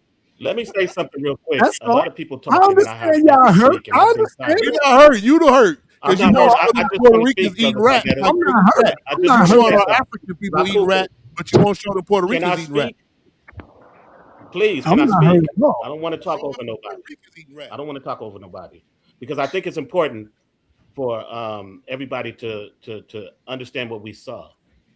My brother sa.neter, what you did was you exposed these African people and their access to food. You think they want to eat rat? They have to eat rat. No, they you don't. Think they want to eat the way they want? No, they yes, don't, they man. do. No, There's they no don't. infrastructure. There's no grocery you stores. You don't live nowhere near them, brother. That's that part right there. Can you let them finish, sa.neter? Now you're talking over me. I can't speak because who's hurt now, sa.neter? Because now I'm not hurt. I'm not gonna let you lie like that. You acting like you living over there with them. You're not living over there. But you don't gotta live somewhere to understand the surroundings. Please, can I speak without anybody? You don't know nothing about that. You don't right live now. on. I just want to finish what I'm saying.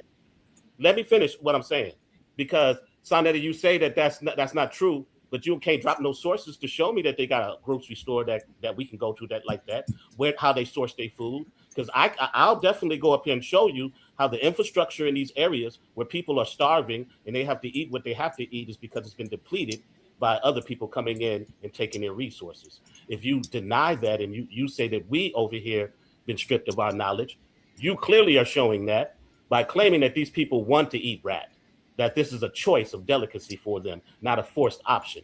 So you have to show me how that's not a forced option, and they have steaks and eggs and all of these different other foods as options, and they choose to eat rats. I would like for you to see that, because that's why are y'all bugging out? Because I said I'm not just being honest of what you did. I'm not an African, what man. you did was try to portray African people willingly. I have an African heritage.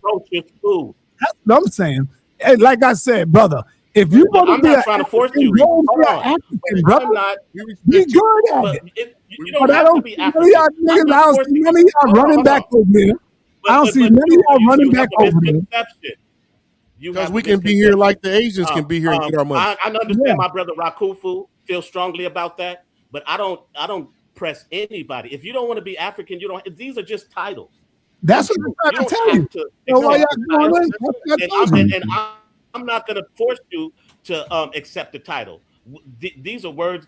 African is a word that my ancestors used. Man, ain't none of you niggas up here no fucking African. None of you niggas are African. I'm gonna Come on, no profanity, side. You killing the show. None of you up here is African. You want to be African. What? Because you say that. That don't make it true. That's your belief. You speak a whole sentence of African language. Can you speak a sentence of Puerto Rican language? No. Okay. Do that make you less Puerto Rican? All of you been you niggas up here Puerto Rican. All of you been stripped of the knowledge of self. All of you. All of us. You too. You too. And me too. All of us. And we know that where it was stripped was from Africa. We know that. No African culture. We know we come from there though. That's not true. We just showed you the African culture that we take part in America in our show. You believe? So that's not true. You was born right here in America. You don't know none of that. I got the same DNA test as you. All of y'all been programmed, man. All right, can we not get derailed? Let's get back into some structure, man. Let's get to Suntan. Can I jump in there? Suntan was here first. We're gonna start with who was here first. Suntan was here first, and then we'll go around. All right. My thing is this right here. I appreciate what y'all doing and everything like that. But you know, to get to a place, you got to find a place within yourself where you educate yourself and financially enrich yourself so that you can make a move. Even if we say Moses got these ideals, if everybody on this panel, let's just say that for a minute, we like Sai doing, he built his own business, he's doing his own thing, and I'm sure all you guys got jobs. But if you enrich yourself, then you would be in position to make a move when time comes to make a move. Because the most powerful thing I've seen over in Africa just in 2026 is Burkina Faso with the young general that over there. And if they kind of having a hard time, just think about how hard it would be for us if we go there with no money and less education. So I would figure that we would educate ourselves here, put whatever title you want on yourself, because I think this is an individualized process that first you enrich yourself and fill yourself with knowledge, and then you join together as you go. You can't just let's get together and do this without no financial backing, because all of our resources have been taken away from us, and we have been stolen from, we've been brought over here and stolen. And I'm gonna end on this because I'm not gonna make no long diatribe. My thing is this: is self-enrichment. It's knowledge. You got to base yourself in all this categories of knowledge, as far as science, religion. Religion, Sai said the best thing they did was the white man did was this slavery, but I say the best thing they did, the deadliest thing they did was religion. So once we really enrich ourselves with knowledge, right, and then we can enrich ourselves with education, and then we should make a move from there. And I'm gonna end on this one right here. I'm reading Chancellor Williams right now. I'm sure half of you probably read it. Destruction of Black. Yeah, well, I said that to say this. Back in antiquity, man, they looked at it wasn't no color structure, not as skin, black, white, yellow, none. We was all humans. But as the European took over, and he was the white one, it made in a short diatribe, it made everybody, the lighter you were, the better off you was, because the guy who colonized you had the weapons, he had he was taking everything. And the chapter I'm on with Chancellor William right now is how the mulattoes, they was like second to the white man because they kind of looked like the white man, and they was the sons and daughters of the white man. So I'm gonna say it like this: we gotta enrich ourselves, and the strongest thing we got going over in Africa is Burkina Faso. And if y'all know anything stronger than that, let me know. All right, peace. Okay. All right, we'll go to King J next. We're trying to keep it. Wait, let me say this real quick. Go ahead. Go ahead. I just want to respond to it real quick, and then we can go. I want to establish this. This presentation wasn't trying to force people to call themselves African. This presentation was to show that Africans came here from Atlantic slave trade. That's what this presentation was about. It wasn't trying to force anybody in any type of title position. But if you do have heritage and you are related to the people who descended from slaves, this information we provided you can't deny. And that's what this presentation was about. I think we got all looped up in people trying to make people African. That is not what we're trying to do. I'm sorry if it ever came off in that way, because that was not our intentions. Our intentions was here to educate on the Atlantic slave trade. And if you choose to agree with this information or embrace it, you can. If not, you can go on your way. I'll land my plane there. Yeah, so I was just gonna say, just as a note, right? Africans been forced into America since 1526. As it is here, it's been 500 years since Africans were forced into America by slavery, right? So at the end of the day, regardless to if you want to identify yourself as an African, if you are more than 50% African, that's what your roots is, regardless to if you claim it or not, right? The majority always wins. So if you over 50 or 50, then that's what it is, man. And that's just the bottom line. But I wanted to say we're trying to keep it. Hold on, I'm almost done. I'm almost done, sa.neter. I'm almost done. I guess I'm right then, because I'm not over 55. Then cool. That's you, right? That's cool. But that's cool. We ain't mad at you for that. So what I wanted to say is we're trying to keep it. Hold on. We're trying to keep it structured. We said from the gate we wanted to give everybody a minute to get their spill off, whether it was a question or a statement. We let Suntan get it off because he don't really be that long usually, but he took a little extra time. But we want to keep it structured. King J is next. I believe King J was next. Yeah. I appreciate that. Yeah. Definitely enjoyed the presentation. I don't have a problem with showing African contributions to America. There are a lot. But what I did notice in the presentation was you showed no African contributions to the tribal name that you have in your very name, the Dahomies.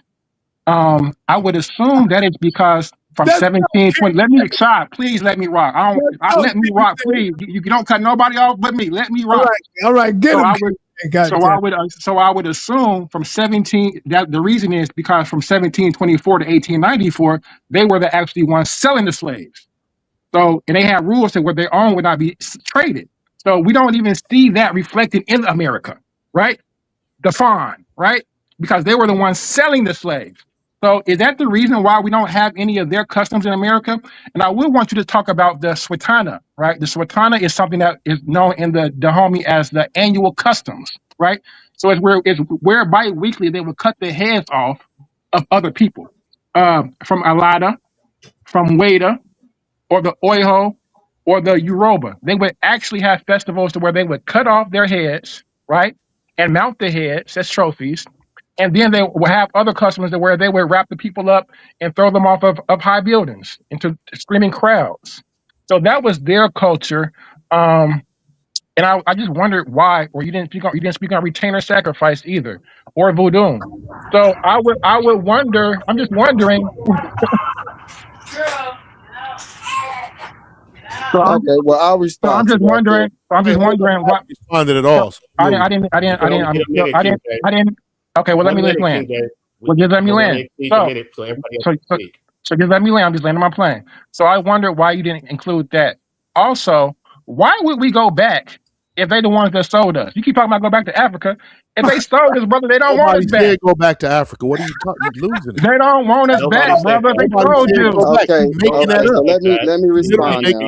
Let me respond. Don't worry. All right. I'm about to respond to King J. Hold up. I need to respond. Everybody talk. Hold on. See, Dahomey, all y'all had to do is leave me the hell alone. Hold on, man. Yo, my man. All y'all had to do, Dahomey, was leave sa.neter the hell alone. If sa.neter say he have African ancestry, that's good enough for me. But if I tell you, oh, I'm not African, I'm not just African, I got other people mixed up with me. Leave me alone. Now y'all go against me. Now I ain't got nothing but just to take the rope off y'all, man. Take the protection off y'all. You know how many people want to get at that, homie? And I've been standing up defending y'all. Now I gotta let them loose now, man. All right, that's fine. We never asked you to funnel nobody through or keep nobody out. We welcome all smoke. That's no problem. Answer the question. Hold on, let me say what I'm saying because it's my turn now. Like I was saying, to address what King J said, this show wasn't about Dahomey. So we didn't have to go into the homie culture and all of that. We talked about West and West Central Africa as a total as to where Black Americans come from. So we didn't pinpoint in on just one culture at all for you to ask why we didn't talk about retainers, sacrifices, and whatever else you brought up, right? Because that wasn't the topic. But don't worry. If you want to bring that up in our debate where I'm going to bust you over the head, you can do that. Don't worry. But that wasn't the topic for you to ask why we didn't talk about that in this show. This wasn't the show for that. So go ahead. I thought the topic was West African. Now we did, and we did address things in West Africa as far in Dahomey, as far as the spiritual and religious foundation of the Haitian Revolution.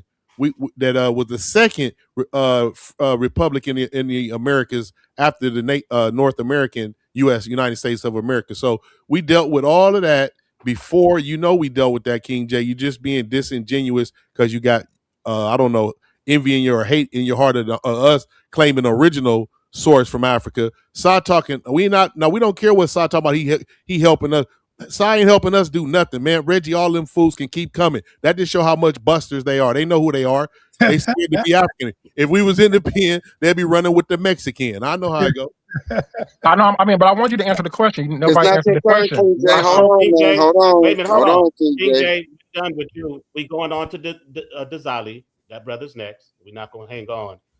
Thank you. Appreciate it. Go ahead, brother. I just want to rapid fire a thing or two at you. I think I missed the actual presentation. I came in on the conversation about us being African or not, and I just wanted to give something on that. I just say that my DNA test says that I'm 97% African, 3% German, and I still do not refer to myself as being African, except in certain conversations. The conversation has nuance to it. What I say is I am and we are Americans. That's what we are. Now, genetically, if we're having a genetic conversation, then I would say that I am majority African. And that's pretty cut and simple. We are, Americans here. When you go around traveling to different places, they're going to let you know that you are American too. They're going to tell you American. Well, not according to sa.neter, you can't be a continent. But then I want to ask Dazali. No. There you go. We can't do that. You keep making it about sa.neter, brother. You don't want to do that, bro. Trust me. You don't want to go in the battle with me. Now, when I tell you that, why you take me off? So I didn't say nothing about you. I'm talking to the jelly. So Dazali, I'm saying this to you, Dazali. You said if we go around. Hold on, because this is a question to the brother. So now you said we go around, right? And you said that we come and hold up, man. I'm talking to the man. Hold up. So Dazali, so now this is a fact. You said that we are American. That's no problem. We are acknowledging that we are American. That's not the problem. The problem is the same Chinese or Japanese man that claims to be American, he also knows that he has stock and movement with his Japanese and Chinese people. And you're 97%. So I'm saying your leadership dropped the ball. Whoever 97, y'all didn't bring African Americans into connection to Yoruba, Ashanti, and teach us languages so we can go back, still be Americans, but get our product wholesale from our African brother and know how to speak his tongue. I guarantee you, ask the average Chinese or Japanese, they can still speak their tongue. So we went through slavery. Okay, we're American. We respect that. But you got to know what type of American you are. You fought for your liberties. A lot of stuff you had, you wasn't originally given to, and when you first got here. Right. And that don't even matter. What matters is we need to have a connection. That's our whole point. None of us have been up here talking about we need to all get together and go back to and live in that. Nobody said that. That ain't even the point. But go ahead, y'all. Let's let you finish. And I was going to end with this. Now, I agree with Saul on that point. I disagreed on the point of those people that was eating those monkeys. Those are bush people. And every continent has bush people who still live what we would call traditional ways. And they eat things that we would find strange and weird. Those are, just bush people. We have bush people here. We have bush Indians here who still eat things that we won't eat. But other than that, Puerto Ricans, for example. Other than that, guys, a great show. Great Bill, American Power. Yo, I'm out. All right, Moses, go ahead. Hey, can y'all hear me? Yeah. Hey, peace to the fam, man. I like to say, first of all, ancestors love dwelling in the light of Yah the Most High, shine down on and in the lives of all of the creators, righteous children resurrecting as gods on earth.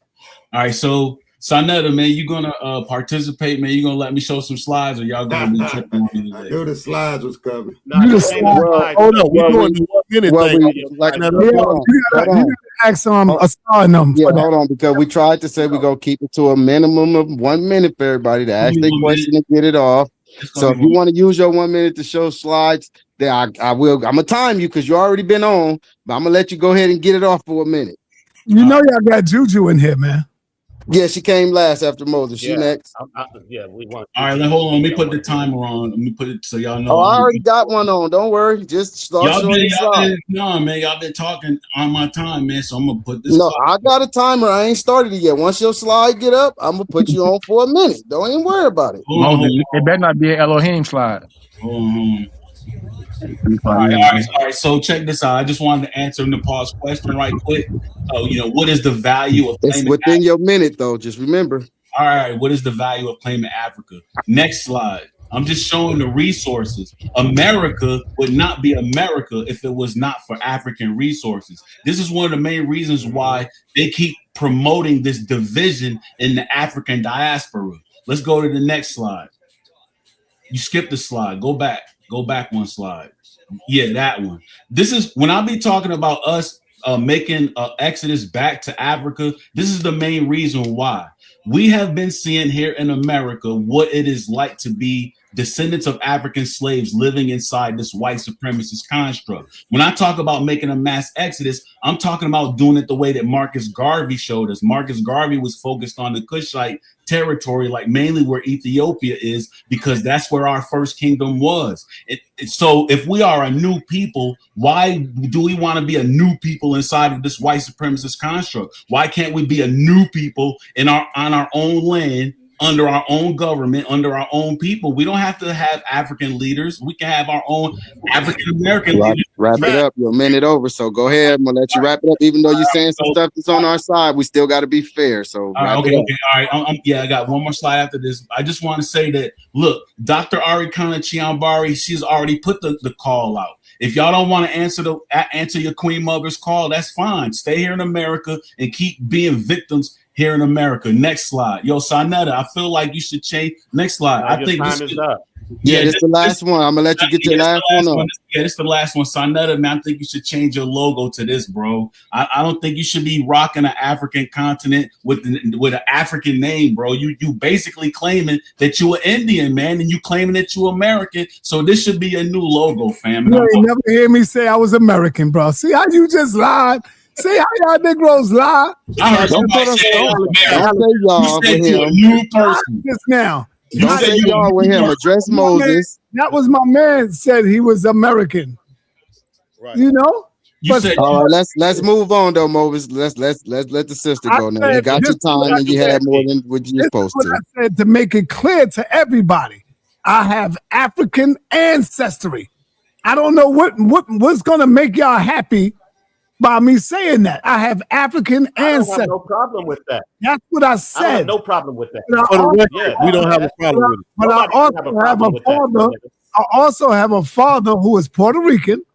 I also have a grandfather who is Washington native. Come on, man. What's wrong with y'all? Y'all don't. Now I see what I was doing wrong. I'm gonna say, hold on, y'all.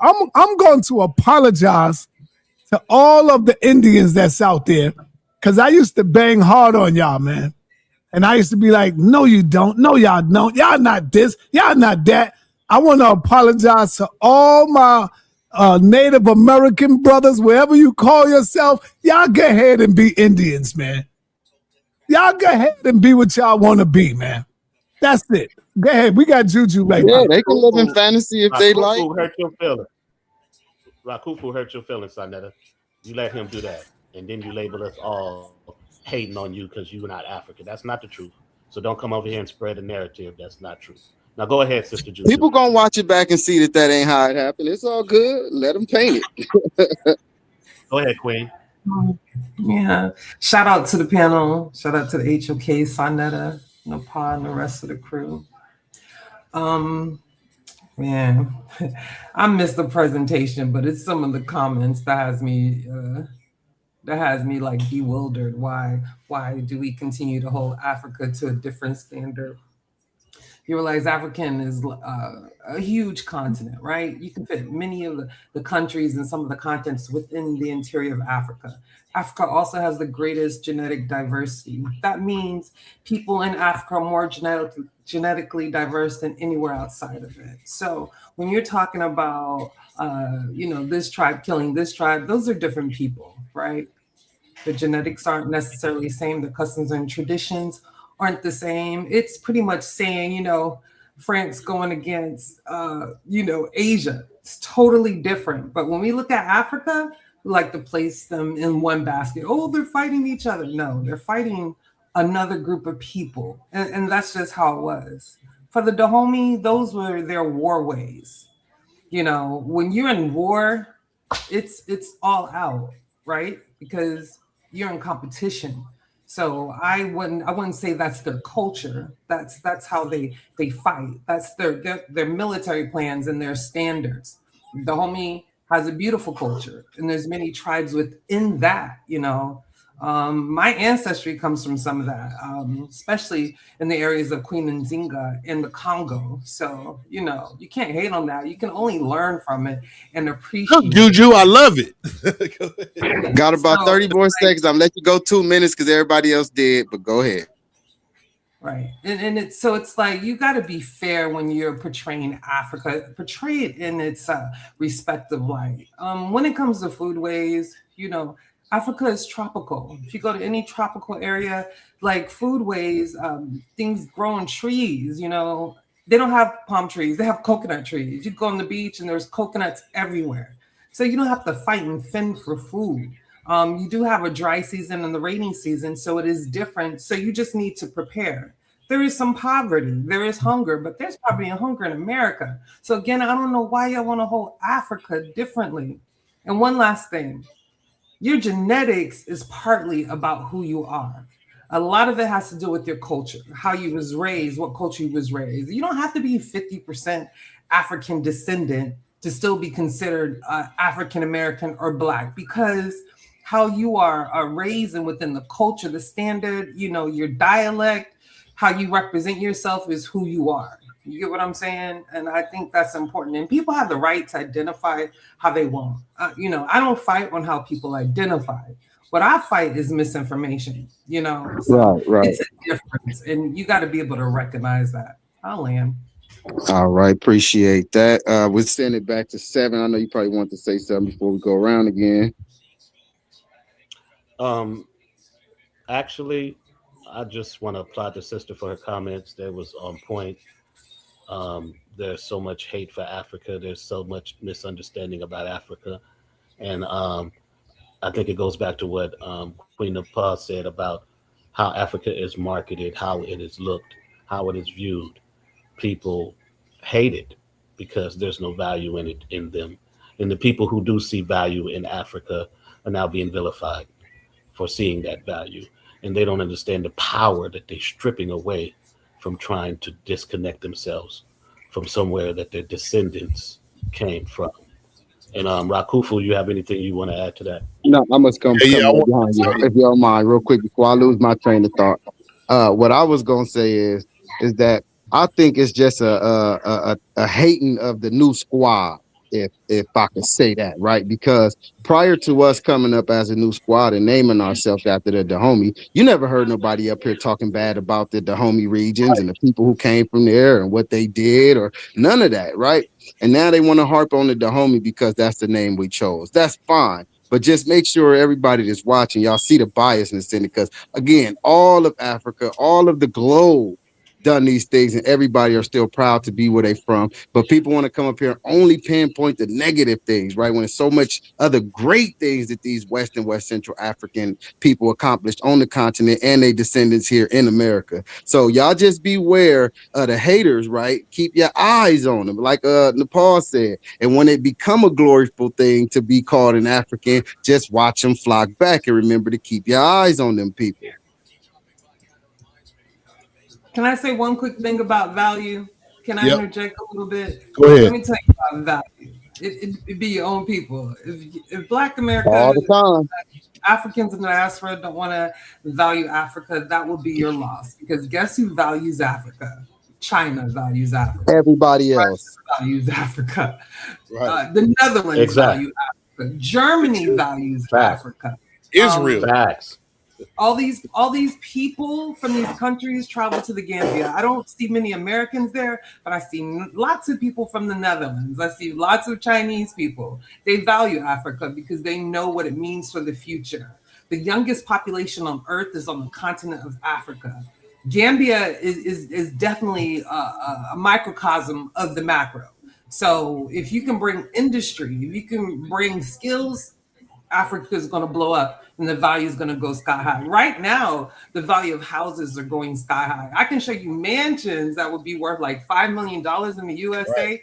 You can get about 300 grand, you know? So it's like, I just need y'all to wake up and see the value. That's why I'm starting to purchase property there, get some industry going, because it's lots of value. In about 10, 20, 50 years, Africa will be the hub. You know, so get in early. And that's how, if you're a business person, that's how you got to start. You got to look at different countries, look at different markets, and see where you can get in early. It might not look the way you want it to, but if it has potential, you got to go for it. Because when it's, you know, all built up and everybody wants, it's too late, you know, it's too late. So I got to learn to start having value. Right. And I just want to silver back on what she just said. That make a lot of sense. I've seen a lot of videos of the houses, the materials being used, some of the white contractors telling you the material we're using in America is far less than the material we're using here building these structures. So these structures in Africa are beautifully built, things of that nature. And all concrete block. Right. The house, concrete block. Right. And I just want to say also with my thing, she made a point that these were different people. And I get that. Sometimes you got to take your enemy's tactics on. The white man tactic, it used to be in the dictionary. I don't know if the word's still there. It was called the white man's burden, right? The white man's burden was to civilize the world. So they came together, even though France might be different DNA than, let's say, Italy or Spain might be different than England. They all came together under this Euro white man concept. And they've been attacking the world like that forever. I was just looking at the reverse on the chessboard. I might be a piece on the chessboard from Dahomey. Another piece might be from Ghana. Another might be from South Africa, from Kemet, from Nubia. But if we, like the African proverb says, when you put twigs together, it's hard to break a bundle. Easily to break an individual twig. But go ahead, y'all. We can let Suntan go again before Suntan's still here. If he want to have something to say, then we'll let King J go, so we keep it in the same order. Yeah, my whole thing is that we enrich ourselves, man, with knowledge, and we can do the best that we can. And let's do it individually first. You know, then before you got to get yourself together before you can help anybody else or anything else. You have to look in the mirror and say, I can, and I have it. You know, so that's all I got to say. You got to have yourself together. Rebel Rasta what is that, brother? Rebel Rasta? Yeah, we'll let him go since he just got here and then King J. That's it for me, Kim Netter. Go ahead, Rebel. Yeah, we say greetings to the panel. And you don't know, big up the three brethren, you don't know, the homie. And big up to... Oh, you went mute. Hey, you went mute. I can't hear you. We can't hear you. Take yourself off mute, Rebel Ra. It might be his phone. Oh. Sometimes the phone does that. He's not on mute. There you go. Then it's because he's okay, on you hear me now? Yeah, you good. You good. All right, sure. So we have to say give thanks to House of Consciousness and give thanks to the three brethren, the homie squad. Yeah, the youth them powerful, but you know, say through the internet thing, a man can try to dysfunction you know what I mean? Just because every positive there is a negative through polarity. But if him choose for just pick on one energy, then you know what I'm saying, he unbalanced in the sense the Ma'at style because him just want to pinpoint the negatives. Right. So yeah, we overstand that same way, you know what I mean? And at the same time, it's long time we are tell the people them look to Africa. You know what I mean? As Rastafari, same way. Marcus Garvey tell the people them look to Africa and the people them been sleeping too long. You see what I mean? I say, so it's good that we in this revival sense tell the people them to reawaken to the value that Africa been supplying the whole world. It's not Africa don't have no value because the white man them kind of put it like it doesn't have no value, but them keep scraping out Germany, Italy, you know what I mean, America, England, Europe, the whole of them, Spain, been sucking out. And even Elon Musk and them and HB and the whole of them in the Congo, sucking out the cobalt and them things. So when every man pull a laptop and him pull a LCD screen and feel like Africa don't have no value, he need to remember, say, yo, without this cobalt vibe here, this computer really is not going to work. So we been have the value. So we just need to highlight the value we been have. And now the people them need to recognize the value that we been have. It's not like Africa gaining no value right now. Ghana is one of the most prolific producers of cocoa with Nestle and Nesquik and them going on with their antics and them things. So we need to know from, and we're talking from way back when. We're not talking from 70s or whatever. Them been sucking out the thing a long time. So, but we just going to cease and, you know what I mean, because I'm at the laundry saying we're taking in the show. And we overstand, say, Reggie going to have a pushback because everybody that push back against him. Because he's our bigger brother, he's our teacher, but everybody that push back against Reggie don't understand the equality of knowledge. So he wants to be prolifically as the researcher, as the hierarchy, and we respect him as the hierarchy, but information and knowledge don't respect an individual. So him need to recognize that same way, you know what I mean? But Africa have its value, and we're saying House of Consciousness, bless every time. That's the fire. Peace. Peace. Thank you. I guess King James. Yeah, real quick, y'all. We got the round table coming up at 8 o'clock. Damn, we've been on for like I did this is the third show. I got the round table coming up. Maybe Juju will get up in there with Nepal. Nepal gonna be on there. Morpheus, Elder Yara. I definitely they talk about the New Testament. I thought. Yeah. And I want to say, man, yo, let me let y'all know, man, that homie is the squad, man. That's my people, man. I was really messing with them. Shout out to the homie. I want y'all to know that. And that's the new sheriffs in town right now. Juju, the pseudo killers. Y'all better become unpseudo because that homie is out there. Understand I'm that. not trying to hear that stuff. I'm not trying to hear that. I'm not trying to hear that. She rocking with us, Si. I'm not trying to hear that stuff. She rocking with us, Si. Are we rocking with her? She rocking with you good with the shots, bro. But yeah, that's the home girl. The home girl. All right, Juju is down. I need you to show my screen real quick before you go off.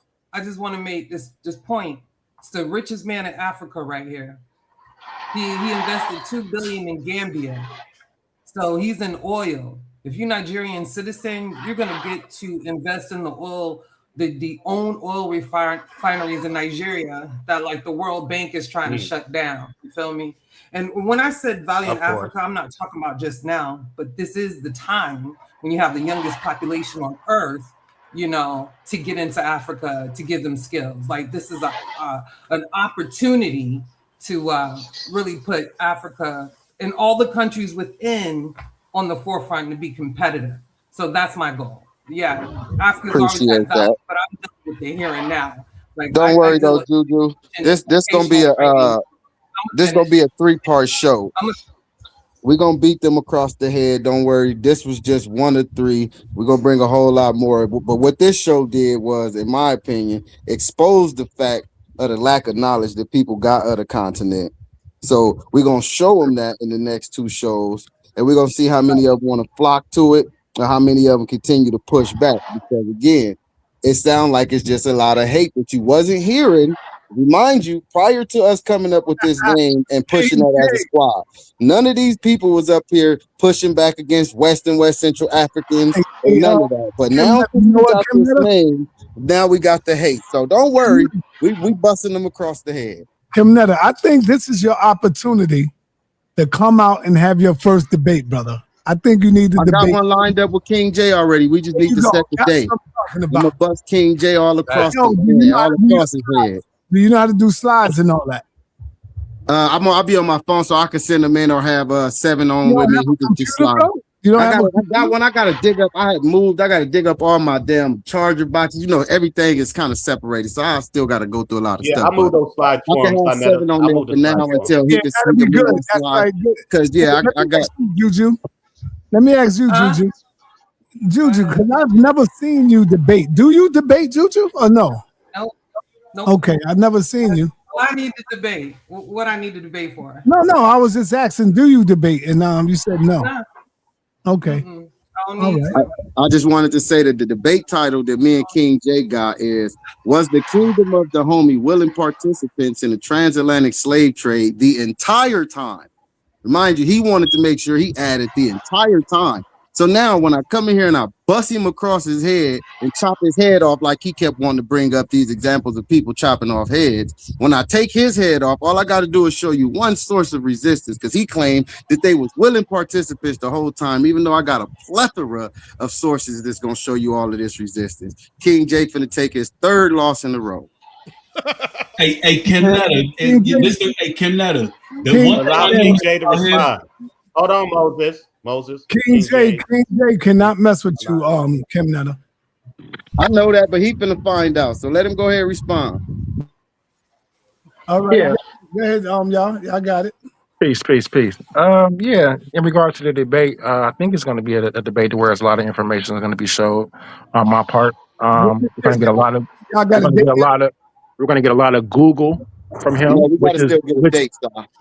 which is fine. This is what we're used to with him, Google scholarship, so that's fine. But in regards to some of the points that were being made, in regards to Africa, right? Why do we have to go out of Africa? We can do all that here. When Detroit had its crisis in Detroit and all the property was low and nobody went up there and blocked the block. So if we can't even do that in America, why are you suggesting go to Africa somewhere where they don't even want us to do it there? Because white supremacy is bro, oh my God. Hold on, Moses. Let him finish, Moses, because nobody said go back to Africa. He's still painting the fake narrative. Just let him do it. Said that. Just let him do it. I didn't cut nobody off. I didn't cut nobody off when they made that point. So y'all let him finish and paint his fake narrative. Y'all let him do it. Go ahead, King J. Well, I disagree, but I didn't interrupt anybody. So you're romanticizing Africa as if we don't have those very same things here. The difference is we, as Americans, who the transatlantic slave have ancestry, are the ones who built this country up. So why would we give up what we built up and go to Africa, where they don't even like it? It makes more sense to build up where we're at, right? If you look at natural resources. If you go to Alaska, there's a place called Pebble Creek Mine. It's the world's largest natural resource of mine, minerals, right? So we have that here. We don't have to go anywhere to build anywhere else up. Just let that be on the record, right? What I don't like about the presentation is that you romanticize 17 different countries. I'm landing it. You romanticize 17 different countries within West Africa and act like they were one, right? They're not. There's 17 different countries, and even within each country, there are cities, and so I don't like how you're conflating 17 countries, right? And excluding the one, Benin, where you draw your name from. So I think it's intentional because when you look at that history, which I have from its inception, from when the Dialoki, the Alada brother, went to Godiva and cut the man's head off. Because he said, you want to build a house in my belly. You're doing a lot of talking. It's showing that from the beginning, it's all that the homie have, or the Fawn, because you keep calling the homie, the name is Defon, right? Have always been a warlike people, and since the beginning. So that's what I'm going to show. Okay. Now, like he tried to paint the narrative, as we all heard, none of us told anybody that we should pack up and go back to Africa. So King J is lying to all of y'all. And you can go back through this video, and when it's over, you can even ask Gemini on the video and see if anybody that was on the panel told us to go back to Africa. He's lying. He made that up. So we're going to show you that King J is just an African hater. That's what we're going to show y'all, right? Because he wants to only show you the negative things, like I keep telling y'all, right? And he talking about, oh, that's the beginning of the time. Even when the dude that he talking about who got his stomach cut open and they supposed to have built the house on him, it was a people there before that. But he wants to tell you that's the beginning. You see? So you got to watch how you people paint the narrative, man. So when we get in this debate, and I'm not King J out, we don't want to even see him talk about Africa no more. And I want to hear Juju. I'm just saying, you could be Yeah, you kind of made that up. But when we actually talk about the homie, but when we not actually on you no more, King J. It's not on you, King J. She's going to respond to what you said. Go ahead, Queen. No, I thought I was responding to what Kim What's just wrong with said. being bicontinental? I own a house here. I do mentorship and tutoring here. You know, we just got done with our summer program with our high school students. Nothing is wrong with that, Juju. Hold on, King J. She's talking. We don't need you to respond while she's going, King J. Let her get hers off like you got yours So off. it's a financial literacy program that we do. We take them to all the colleges around here. We take them to different businesses, city hall, fire department, vocational schools. You know, we give them the whole runaround. We also teach them about financial literacy. I did that here. And then when I have time, I'll go back over there and I work with Ganjaro, which is a vocational training school for young adults. They're not high school. They're 20, going into their 30s, right? They need those skills so they can be self-independent. You know, we do. Usually in African countries, King you don't J, have a mute lot. out, brother. Please mute out. Control yourself. You don't have a lot of like chains. It's not America, right? So when you go there, a lot of them are like, you know, personally owned businesses. That's what works there. So, you know, we're gonna help do that. I'm gonna try to get a place where I can have suites. So when they get out of Ganjaro, they can come and start their business in those suites, and they're not giving all their money for rent, right? So, you know, it's being bicontinental. If I want to go over there and not have to worry about racism, cops down my back, you know, the nitpicking, I can just be free and be my free Black African American self. Then I'll be over there with my husband. You feel me? But my family's here. So it's not like you have to pick and choose, but I definitely want to be global, you know, in my business enterprise and how I'm growing my portfolio. And I think that's important for us to do that, including learning languages. You know, so you can have that accent. Hold up, King J.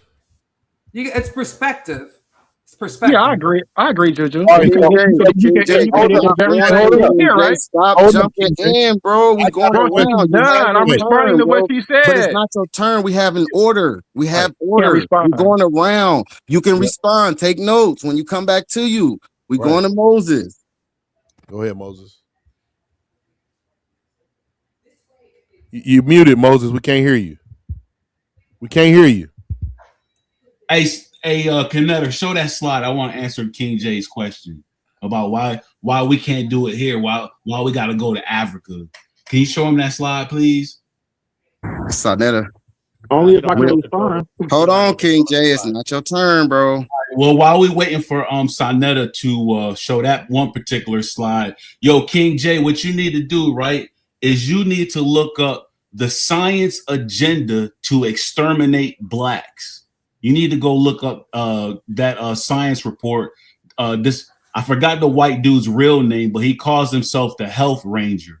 But you need to go look up that documentary, the science agenda to exterminate Blacks. There's also a report that in 2030, from a financial standpoint, we're not really even going to be existent financially here in America in 2030.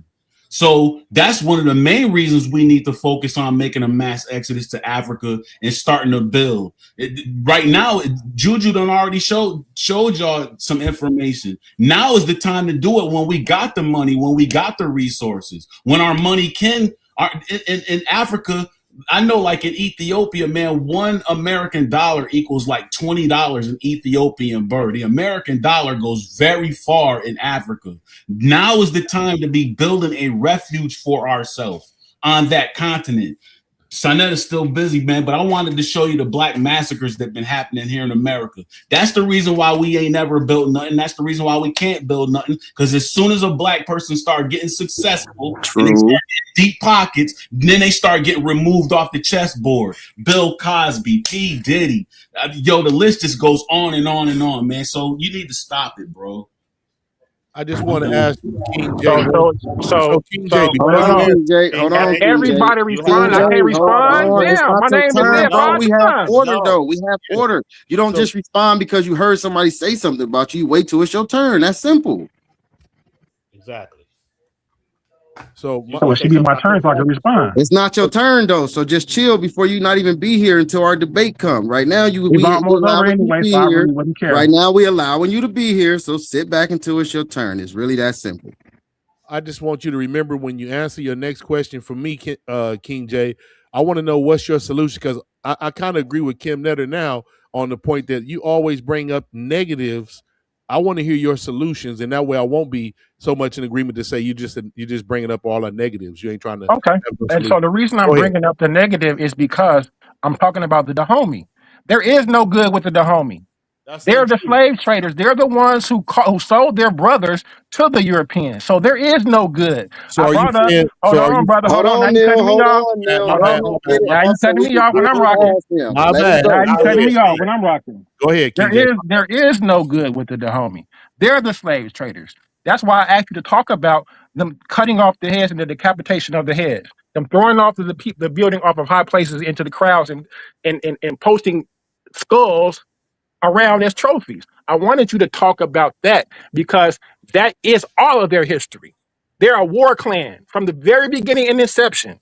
And so you've diverged from that and chose to talk about the 17 other countries in West Africa that have nothing to do with the Dahomey itself. So that was the whole point of me bringing up the Dahomey. You're referring to it as negative, but that's who you named yourself after.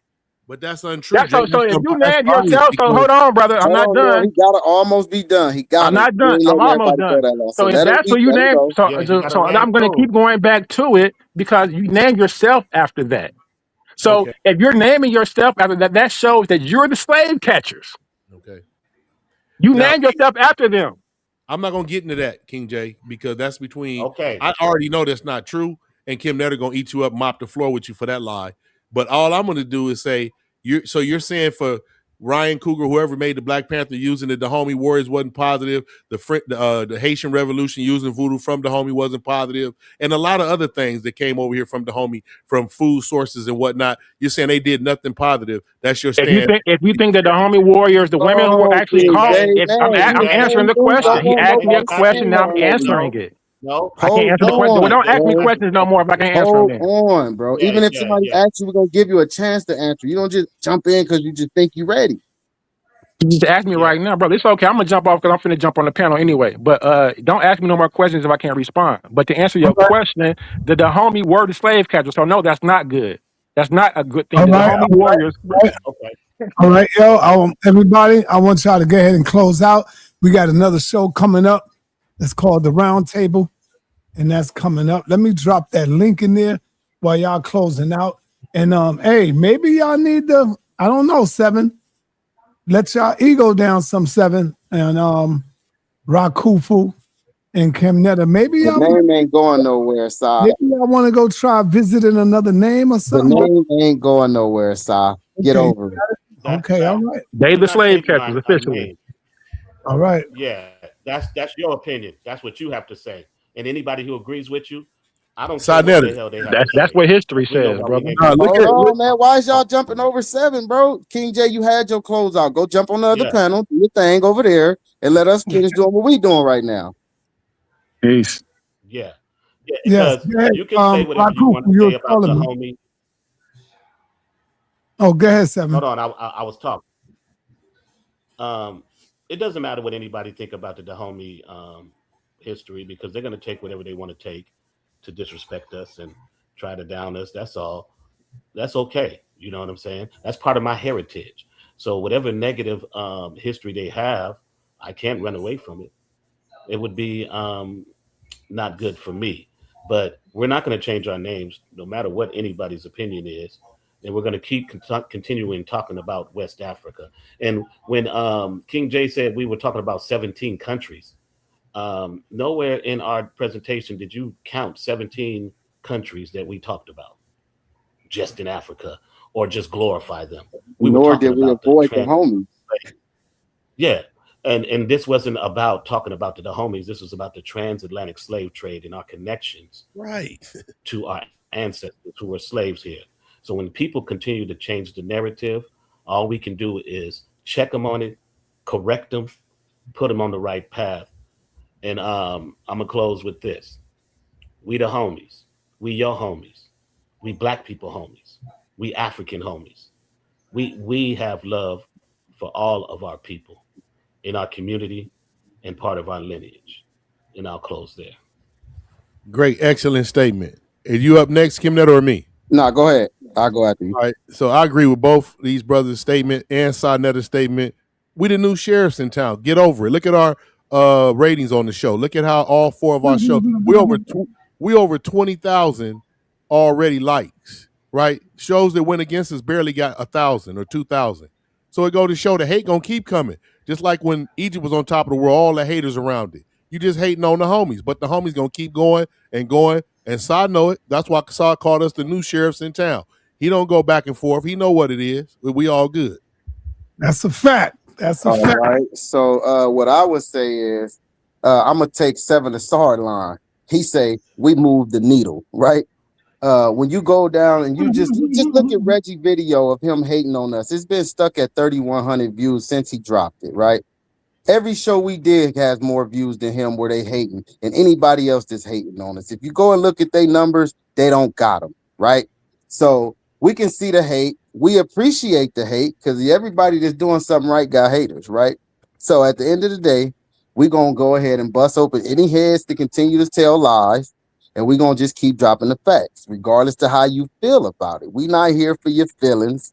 We're not here to coddle you and make sure you ain't no crybaby. We ain't here for none of that, right? We're here to teach facts, and that's what we're going to keep it on. And we're not going to let nobody keep trying to change the narrative, sa.neter included when he did that little thing earlier, right? We're going to check everybody, right? Whoever it may be, whoever the opposing people is, we checking everybody. Ain't nobody getting no pass with the homies. And if y'all want to step up and keep bringing up King J point, y'all be the next head chopped off. That's that.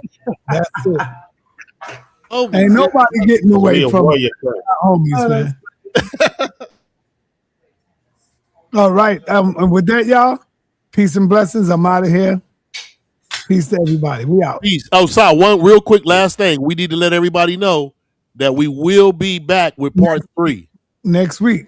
Next week. 2 and 3. 2 and 3. Oh, yes, sir. All right. Hey, and sa.neter, man, I wanted to tell people the plan. You told folks I ain't have a plan for the money on how to get us over there. I wanted to break that down real quick. No, you didn't, because I asked you, did you wanted to come on yesterday? And you said no, you got scared. I ain't know you ain't listen. You said what you said today. You didn't say what you said today. You said scared, brother. I said, yo, Moses, I got an open slot. You want to take it?